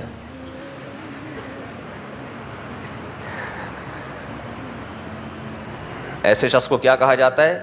سست. گھڑ سوار کو غصہ آیا, بولا کمبخت, مجھے وہاں سے بلایا, یہ بیر میں تیرے منہ میں ڈال دوں, اتنا سست ہے. اور اگر نہیں تیرے سے یہ بیر اپنے منہ میں ڈالا جا رہا تو اس کو بول دیتا نا جو تیرے ساتھ لیٹا ہوا ہے. تو وہ کہتا ہے مجھے بولتا, میں نہیں کرتا. کیوں بھائی؟ کہہ رہا ہے میں لیٹا ہوا تھا, کتا آیا میرے اوپر پیشاب کر رہا ہے, میں اس کو بولوں ہٹا, یہ نہیں ہٹا رہا. اس نے ہٹایا ہی نہیں. کہنے کو یہ لطیفہ ہے, لیکن آپ کو ایسے سوسائٹی میں سست لوگ ہول سیل کے حساب سے نظر آئیں گے. تو سست آدمی خواہشات کا غلام. تو ہمارے فرمایا کرتے تھے کہ بوتل میں پانی جس میں قطرے کی گنجائش نہ ہو, تو اس میں اب نیا قطرہ آپ ڈالیں گے تو پرانا نکلے گا تو نیا قطرہ آئے گا. تو کہا کرتے تھے کہ صبح سے لے کے رات تک, رات سے لے کر صبح تک کام کے لوگوں کی بات ہو رہی ہے, بیکار لوگوں کی بات نہیں ہو رہی ہے. کہا کہ ان کی جو ٹائم کی بوتل ہے نا وہ کاموں سے بھری ہوئی ہوتی ہے. اس میں نیا کام کی اس وقت تک گنجائش نہیں ہوتی جب تک پرانے کسی کام کو آگے پیچھے نہ کیا جائے. وہ ہو ہی نہیں سکتا, ہو ہی نہیں سکتا. اور پرانے کام کو وہ جب آگے پیچھے کریں گے جب نئے کام کی ویلیو پرانے کام سے زیادہ ہوگی, ادروائز نہیں, ورنہ نہیں ہو سکتا. اب مجھے اور آپ کو اس معیار پر اپنے آپ کو پرکھ لینا چاہیے. ہمیں کوئی بھی کسی بھی وقت کسی بھی کام کا کہہ دے, کوئی دعوت پہ بلا لے, آ جاؤ کھانے کے لیے, جا رہا ہے منہ اٹھا کے, آ جا بھائی وہاں ڈبو کھیلنے, آ جا, آ رہا ہوں یار بس تو انتظار, بس میں پہنچا, ابھی وہاں پہنچ گیا. ابے یار میچ آ رہا ہے, آ جا دیکھ لے یار, وہاں پہنچ گیا. ابے آج گٹکے کی دکان پہ جمشید تجھے بلا رہا ہے, وہاں بیٹھ کے کھاتے ہیں, وہاں پہنچ گیا. ابے یار غفار نہیں ہے, غفار, وہ گٹر کے ڈھکن پہ تھوڑا سا اونچا ڈھکن ہے, اس پہ ہماری گیدرنگ ہو رہی ہے, آ جا, وہاں پہنچ گئے. یہ لوڈے لپاڑے یہی کر رہے ہیں کہ نہیں کر رہے؟ تراویح کے دوران بھی پیچھے بیٹھے ہوئے ہوتے ہیں. تو جو کرنے کا کام ہے اس کے علاوہ سارے کام ماشاء اللہ جمشید سے کروا لو, آپ غفار سے کروا لو, ستار سے کروا لو, سلیم سے کروا لو, وسیم سے کروا لو, سارے وہ کام جو جس وقت بلائے آپ کیا ہو فارغ. فراغت ٹیکسٹائل مل میں آپ جاب کر رہے ہو. ہمارے ایک دوست تھے بے روزگار ہی رہتے تھے, تو کسی نے ان سے پوچھا کیا کر رہے ہو, کہتے ہیں فراغت ٹیکسٹائل مل میں اچھی جاب مل گئی ہے مجھے. ایک اور دوست تھے وہ بھی بے روزگار تھے, تو میں گیا ایک دن ان سے ملنے کے لیے, کوئی کام تھا. میں نے کہا کیا کر رہے ہیں, کہہ رہے ہیں میں نے 2 بھائیوں نے مل کے سونے کا کام شروع کیا ہے. میں بڑا متاثر, میں نے کہا یار گولڈ کا کام بھائی, گولڈ. میں نے کہا ماشاء اللہ اس میں کتنا پروفٹ ہو رہا ہے. کہہ رہے ہیں 12 گھنٹے میں سوتا ہوں, 12 گھنٹے وہ سوتا ہے, تو سونے کا کام چل رہا ہے. تو فراغت فراغت فراغت, فارغ بیٹھا ہے فارغ بیٹھا ہے. اچھا جب کوئی کام کا بولو تو ٹائم نہیں ہے. کہتے ہیں یار یہ کتنے قیمتی لوگ ہیں, میں سمجھتا ہوں بڑے عظیم لوگ ہیں, ان کے پاس ٹائم ہی نہیں ہے, بہت بزی ہیں. پھر پتہ چلتا ہے کہ کام کے لیے ٹائم نہیں ہے, فالتو کاموں کے لیے ٹائم ہی ٹائم ہے. دیکھو دنیا میں اس سے بڑا بے وقوف کون ہوگا جس کو گھوڑے کی پشت پہ بٹھا دیا جائے اور اس کو یہ پتہ ہی نہ ہو کہ میں نے جانا کہاں ہے. تو میرے بھائی ہماری زندگی بھی ایک ٹریک پہ چل رہی ہے, تو اس ٹریک کو لگام دے کے ہم نے طے کرنا ہے کہ کدھر کو لے کے جانا ہے. ہم نے طے نہیں کیا تو یہ ہمیں لے کے جائے گا, یہ ٹریک ہمیں غلط جگہ پہ. جس کا اپنا کوئی ہدف نہیں ہوتا وہ شیطان کے ہدف کا حصہ بن جاتا ہے. جس کا اپنا کوئی ویژن نہیں ہوتا وہ شیطان کے ویژن کا حصہ بن جاتا ہے. جس کا اپنا کوئی ویژن نہیں ہوتا دوسرا اس کو اپنے ویژن میں استعمال کرتا ہے, دوسرا اس کو اپنے لیے. جب آپ کو دوستوں کی کال آتی ہے نا, آجا ڈبو کھیلتے ہیں, بھائی اس کا مطلب آپ کا اپنا کوئی ویژن نہیں ہے, وہ انٹرٹینمنٹ کے لیے آپ کو یوز کر رہا ہے. اور جب آپ ناکام انسان بنو گے تو وہ آپ کو یوز کرنا چھوڑ دے گا. ہمیں یاد ہے ہمارے ایک دوست تھے, پڑھائی میں دلچسپی نہیں لے رہے تھے اسکول کے دنوں میں, دوستوں میں بہت بیٹھ رہے تھے. ان کے ابا نے ان کو بلا کے ڈانٹا میرے سامنے. کیسے ڈانٹا مجھے ابھی تک وہ الفاظ یاد ہیں. کہتے ہیں بیٹا یہ جن دوستوں کی وجہ سے تم پڑھائی میں دلچسپی نہیں لے رہے نا, اور اپنا فیوچر کی فکر, تم نے اپنے فیوچر کی فکر چھوڑ دی ہے, تو فیوچر جب جائے گا نا یہ دوست بھی جائیں گے. یہ دوست بھی لفٹ اسی لیے کرا رہے ہیں کہ ابھی خوشحالی ہے. سمجھ میں آ رہی ہے بات؟ جب یہ خوشحالی ختم ہوئی تو خوشحالی بھی گئی اور یہ دوست بھی, کیونکہ ان کو پتہ ہے پیسے مانگ لے گا. کھانے پہ جب بھی جاتے ہیں ہم سے ہی کھلواتا ہے, خود ایک تھیلا کبھی دینے کی کوشش نہیں کی ہے, تو دوست بھی کنی کترا کے آہستہ آہستہ نکلیں گے پھر. تو اس لیے میرے بھائی خواہشات کی غلامی اچھا کام نہیں ہے. خواہشات کے خلاف چلنا سیکھو. تو روزہ ہمیں خواہشات کے خلاف چلانا سکھاتا ہے. ابھی مجھے بھی بھوک لگ رہی ہے, آپ کو بھی لگ رہی ہے, ہم پی رہے ہیں پانی.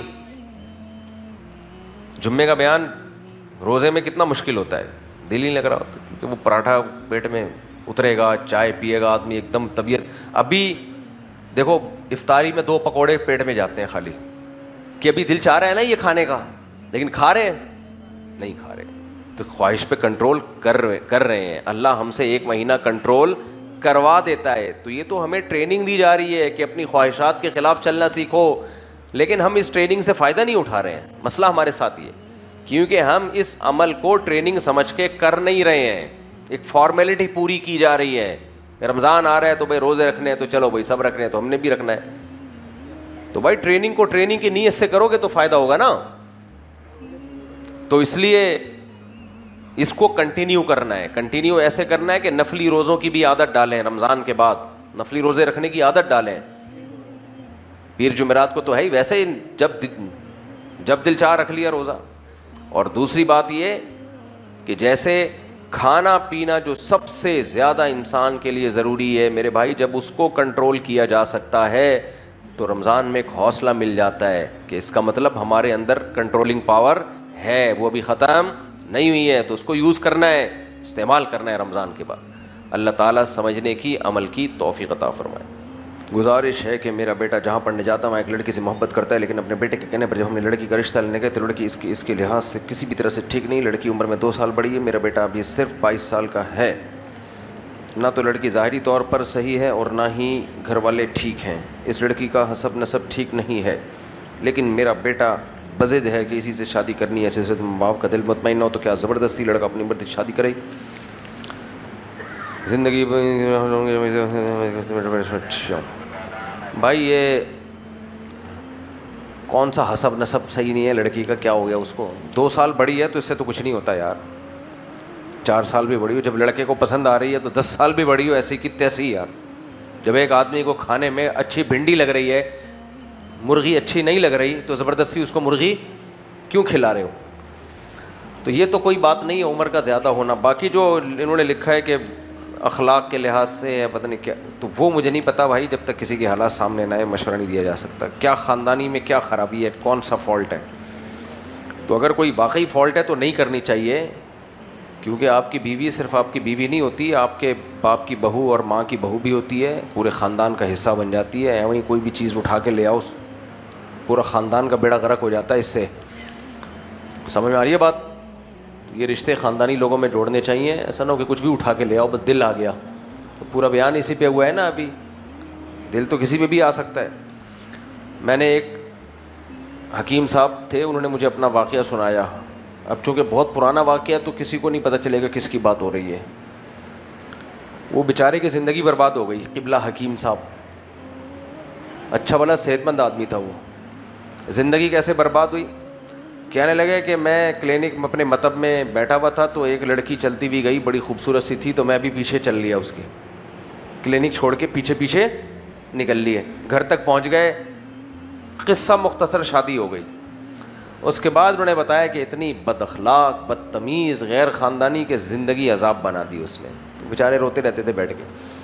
تو میں نے کہا آپ کو بھی تو تھوڑا سوچنا چاہیے تھا. کوئی بھی جا رہا ہے منہ اٹھا کے، دیکھا نا ایسے ایسے ایسے ایسے جیسے نکل لیے. اور ہوشیار دیکھو کتنے پہنچ گئے گھر تک. اچھا میرے بھائی مفتی صاحب، مجھ سے غلطی ہو گئی ہے.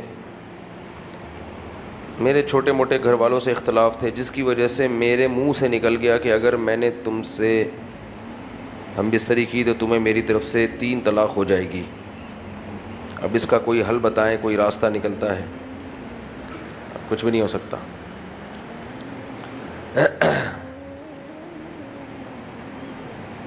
میری عمر 17 سال ہے. یہ جو کم عمری میں عادت پڑتی ہے نا برائیوں کی، خاص طور پہ ہینڈ پریکٹس کی عادت پڑ جاتی ہے. دیکھو پہلی دفعہ جس نے اپنے آپ کو بچا لیا نا وہ بچ جاتا ہے. ہر گناہ پہلی دفعہ میں مشکل ہوتا ہے، انسان کا ضمیر ملامت کرتا ہے. نوجوان یہ برائی سیکھتے ہیں دوسروں سے سن کے، تو اپنے آپ کو جنہوں نے نہیں کیا نا بچائیں، وہ تو بچے رہیں گے انشاءاللہ. یہ جو لوگ کہتے ہیں نا اس کے بغیر ہوئی یعنی انسان سروائیو نہیں کر سکتا، یہ ناممکن ہے، یہ غلط بات ہے.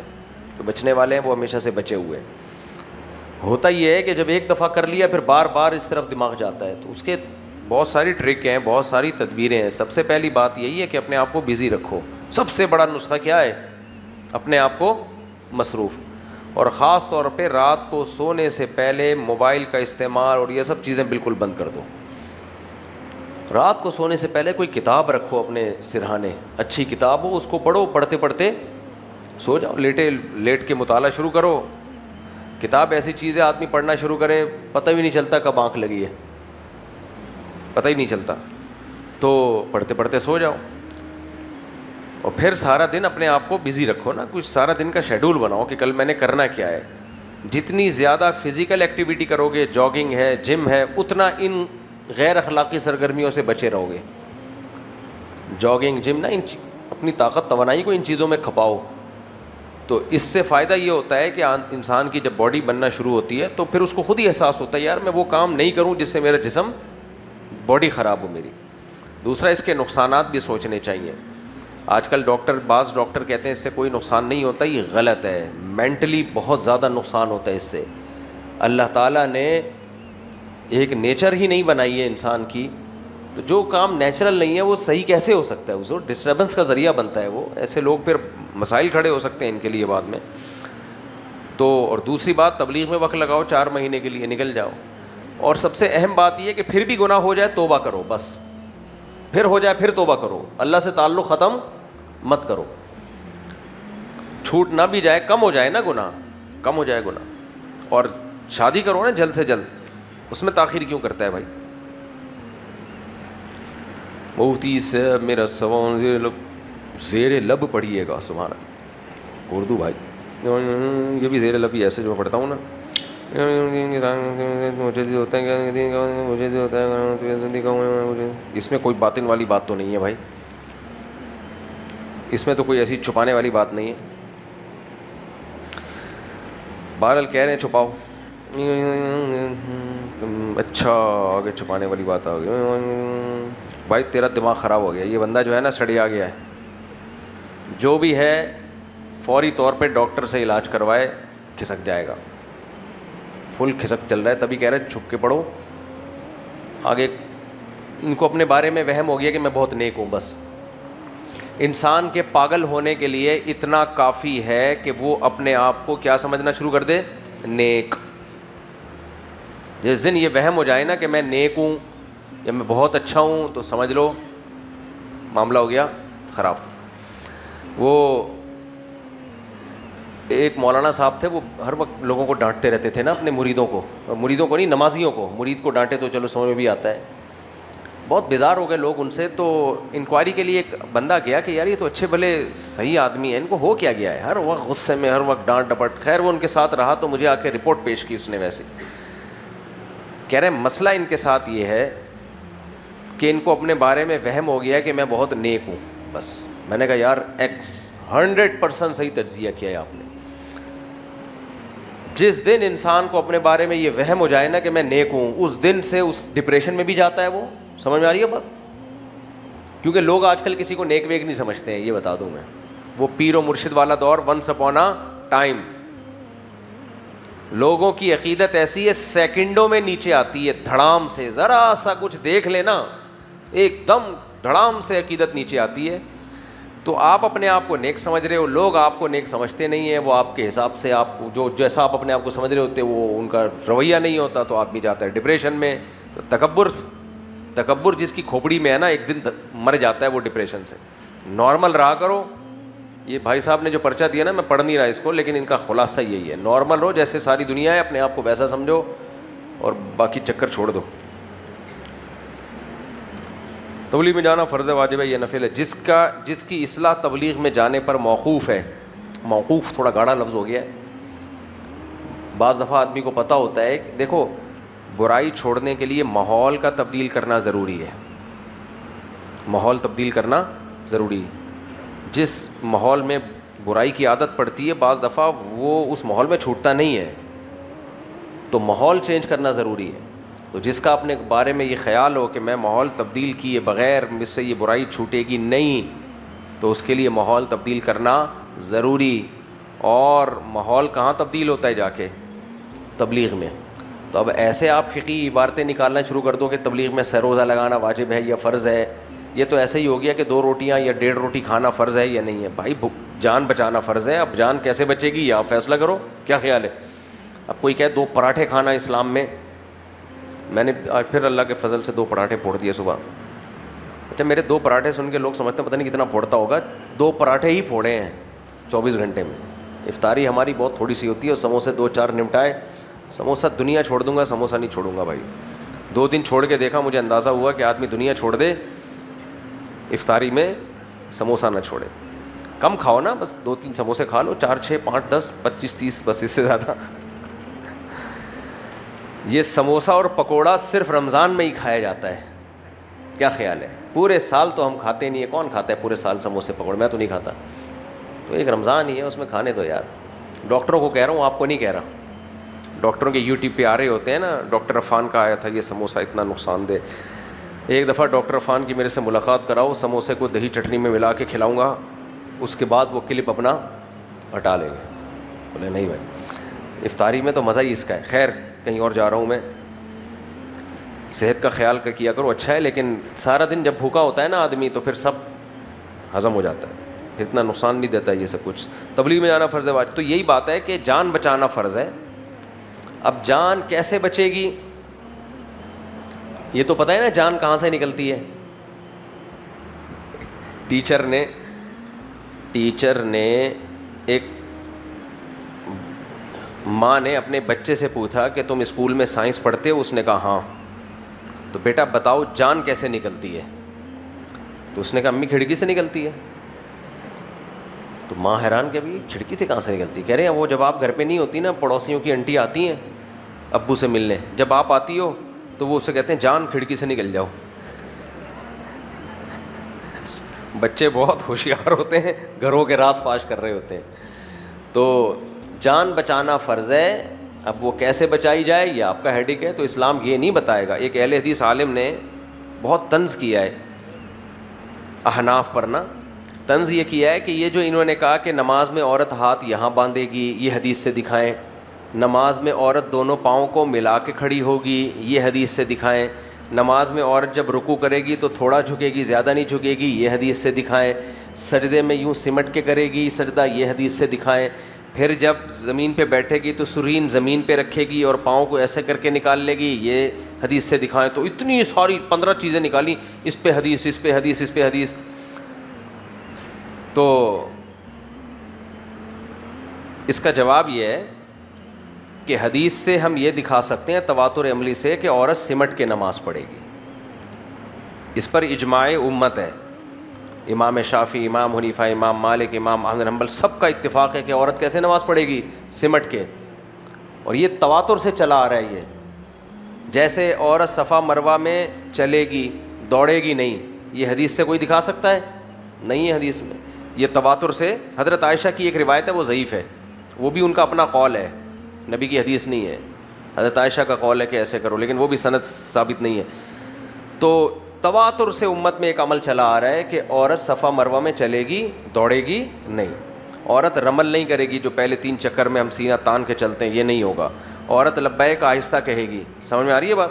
تو ایسے ہی تواتر سے چلا آ رہا ہے کہ عورتیں سمٹ کے نماز پڑھیں گی. تو سمٹ کے نماز پڑھنا یہ تواتر عملی سے ثابت ہے, اسلاف سے ثابت ہے, چاروں ائمہ کے اتفاق سے ثابت ہے. ہاں اب سمٹنا کیسے ہے اس کی ہر فقیہ نے اپنی اپنی تشریح کی ہے. بعض لوگوں کو ایسے لگا کہ ایسا کھڑے ہونے میں سمٹنے کا عمل زیادہ ہے تو انہوں نے کہا ایسے ہاتھ باندھے گی. بعض نے کہا گھٹنے ملائے تو اس میں سمٹنے کا عمل زیادہ ہے. تو اب اس پہ حدیث تک کا مطالبہ کرنا یہ کم علمی کی بات ہے. تو مدعی کے ذمے تو یہ ہوتا ہے کہ جو اصل مدعا ہے وہ ثابت کر دے. تو فقہا نے اپنے حساب سے لکھ دیا کہ بھئی پاؤں ملائے گی, اس میں سمٹنے کا عمل زیادہ ہے. آپ کا خیال ہے کہ نہیں ہے تو نہیں ملاؤ آپ, تو آپ کے پاس بھی تو کوئی دلیل نہیں ہے اس پہ. تو یہ جو اس طرح کے مطالبے ہیں نا, اس پہ بھی حدیث, اس پہ بھی حدیث, اس لیے کم علمی اور جہالت کی بات ہوتی ہے. اس طرح کی باتیں اہل علم پہ سوٹ نہیں کرتی ہیں. تو میں یہ واقعہ کس پہ سنا رہا تھا؟ ہاں, تو تبلیغ میں نکلنا واجب ہے, فرض ہے. یہ ٹیکنیکل بحث چھوڑ دو. اپنی اصلاح کرنا فرض ہے اور دین کو دنیا میں غالب کرنا فرض ہے. اب یہ اس کا آپ کے لیے سوٹیبل طریقہ کیا ہے یہ آپ خود فیصلہ کرو. سمجھتے ہو؟ عام عوام کے لیے تو تبلیغ سے بہتر کوئی راستہ ہے نہیں. لوگوں کی زندگیاں تبدیل ہو گئی ہیں بھائی. ہم بھی تو سیروزے کی جماعت آئی ہوئی تھی ہماری مسجد میں, تو انہی کی برکت سے میں بھی دین کی طرف آیا ہوں. دین کی طرف تو ٹوٹے پھوٹے تو ہم پہلے بھی تھے, یعنی پورا علم دین کی طرف. اچھا بھائی میرے بھائی, یار روزے میں ہم سے تو بالکل مزہ نہیں آیا. روزے میں جو ہے نا بیان بہت مشکل چیز ہے. تم اسی کام کے لیے بیٹھے ہوئے ہو نا. دیر سے آنے پر آگے سب سے پہلی صف میں جانا, وہی کس وہی حدیث میں بیان کر دیں. حدیث میں آتا ہے کہ نبی صلی اللہ علیہ وسلم نے منع کیا ہے جمعے کے دن دیر سے آ کے لوگوں کی گردنیں پھلانگ کے آگے جاؤ. اگر آگے صفوں میں جگہ خالی بھی ہے نا تو گردنیں نہ پھلانگے, لوگوں سے ایکسکیوز کر لیں, کائنڈلی تھوڑا سا فاصلہ, تھوڑا سی جگہ دے دیں تو ان کے بیچ میں سے گزر کے چلے جائیں. گردنیں پھلانگنا لوگوں کی بہت برا عمل ہے. اور کوئی سوال یہاں سے کسی کا ہو؟ السلام علیکم مفتی صاحب, میرا سوال ہے کرپٹو کرنسی کے ریلیٹڈ. آج کل لوگ ہمارے اپنی کمیونٹی میں جو ہے نا بہت سارے کوائن کو پروموٹ کر رہے ہیں. کرپٹو کرنسی میں بیٹا 20 دفعہ بتا چکا ہوں کہ کرپٹو کرنسی سے ایوائڈ کریں. سوری میں آپ کی بات ٹوک رہا ہوں. کسی ایک خاص کوئن کو پروموٹ کرنا, اس کے اوپر آرٹیکل وغیرہ پوری کا ہی ہے حکم ہے. یہ ناجائز ہے, جائز ہے؟ ناجائز تو نہیں کہتے, احتیاط کرتے ہیں علماء کسی چیز کو حرام کہنے میں, لیکن یہ شریعت کے مزاج سے میچ نہیں کرتی. مفتی صاحب کچھ میرے کزنز ہیں جو یہاں پہ آئے ہوئے بیان سن رہے ہیں آپ کا, وہ بھی یہی کام کر رہے ہیں. میں نے حالانکہ ان کو منع کیا اس کام کرنے سے, لیکن بس ایک دفعہ منع کر دیا کافی ہے, پیچھے نہ پڑیں کسی کے. آپ بھی منع کر دیں گے تو بہتر ہو جائے گا, ان کی کر دیا میں نے, پیچھے نہ پڑیں کسی کے. میرے سوال 3 تھے ویسے. پہلا سوال یہ ہے کہ جن گانوں کے پیچھے بیک گراؤنڈ میوزک نہیں ہوتا, صرف مائک پر گانے گائے ہوئے ہوتے ہیں, بیک گراؤنڈ کا جو میوزک ہے نا وہ میوزک نہیں ہوتا اصل میں, وہ وہاں ہوئی آوازیں چل رہی ہوتی ہیں, وہ تھوڑا سا افیکٹ پیدا کرنے کے لیے اس کی گنجائش ہے بھائی. اب اس دور میں لوگ نائٹ کلبوں میں تھرک رہے ہیں اور آپ اتنی پابندیاں لگائیں کہ وہ بیک گراؤنڈ میں جو سلو موشن میں وہ چل رہا ہوتا ہے وہ بھی نہ ہو. بیک گراؤنڈ کے جو میوزک ہوتے ہیں نا وہ میوزک نہیں ہوتے, وہ والا میوزک نہ ہو ٹھشٹن ٹھشٹن والا, بالکل مائیکل جیکسن لگا دیا پتہ چلا آپ نے. ایک ساؤنڈ پیچھے بھرا جاتا ہے تاکہ اس میں تھوڑا سا ایک اثر ڈالا جائے, تو اس کی گنجائش ہے. جی اس زمانے میں گنجائشوں پہ بھی عمل کر لو تو انشاءاللہ جنت میں چلے جاؤ گے. لوگ حرام کاریوں میں لگے ہوئے ہیں, شرابیں پی رہے ہیں, زنا کر رہے ہیں, تو گنجائشوں پر عمل کر لو تو بھی غنیمت ہے. ایک نائٹ کلب میں جا کے میوزک کی دھنوں پہ ناچ رہا ہے اور ایک صرف نیوز ہے اس کے پیچھے, تھوڑا سا بہت فرق ہے بھائی دونوں میں. جی السلام علیکم. وعلیکم السلام. خیریت سے ہیں آپ؟ طبیعت ٹھیک آپ کی؟ دعائیں آپ کی. ماشاء اللہ.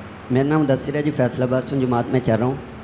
تو ماشاء اللہ آپ کی باتیں سنی, آپ کے لیے نا میں ایک شعر اگر آپ ارشاد.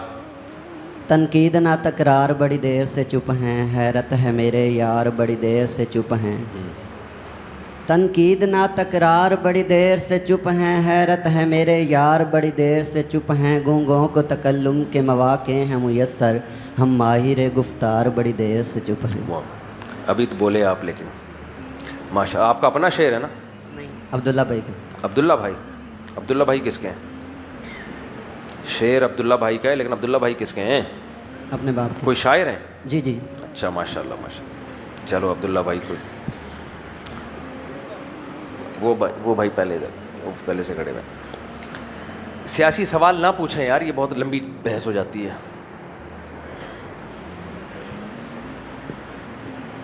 مفتی صاحب میرا دوست جو ہے نا وہ جہاز والی گیم کھیلتا ہے, مطلب کہ مجھے پتہ ہے وہ حرام ہے, لیکن جب وہ جیت جاتا ہے نا تو وہ مجھے فون کرتا ہے کہ بھائی آ جا تجھے میں بریانی برگر کھلاؤں, تو میرے لیے وہ حلال ہے؟ جوا کھیلتا ہے؟ جی جی. نہیں وہ حلال نہیں ہے بھائی, جوئے کی رقم سے بریانی کہاں سے حلال ہوگی؟ شکریہ. یہ بھائی کچھ پوچھ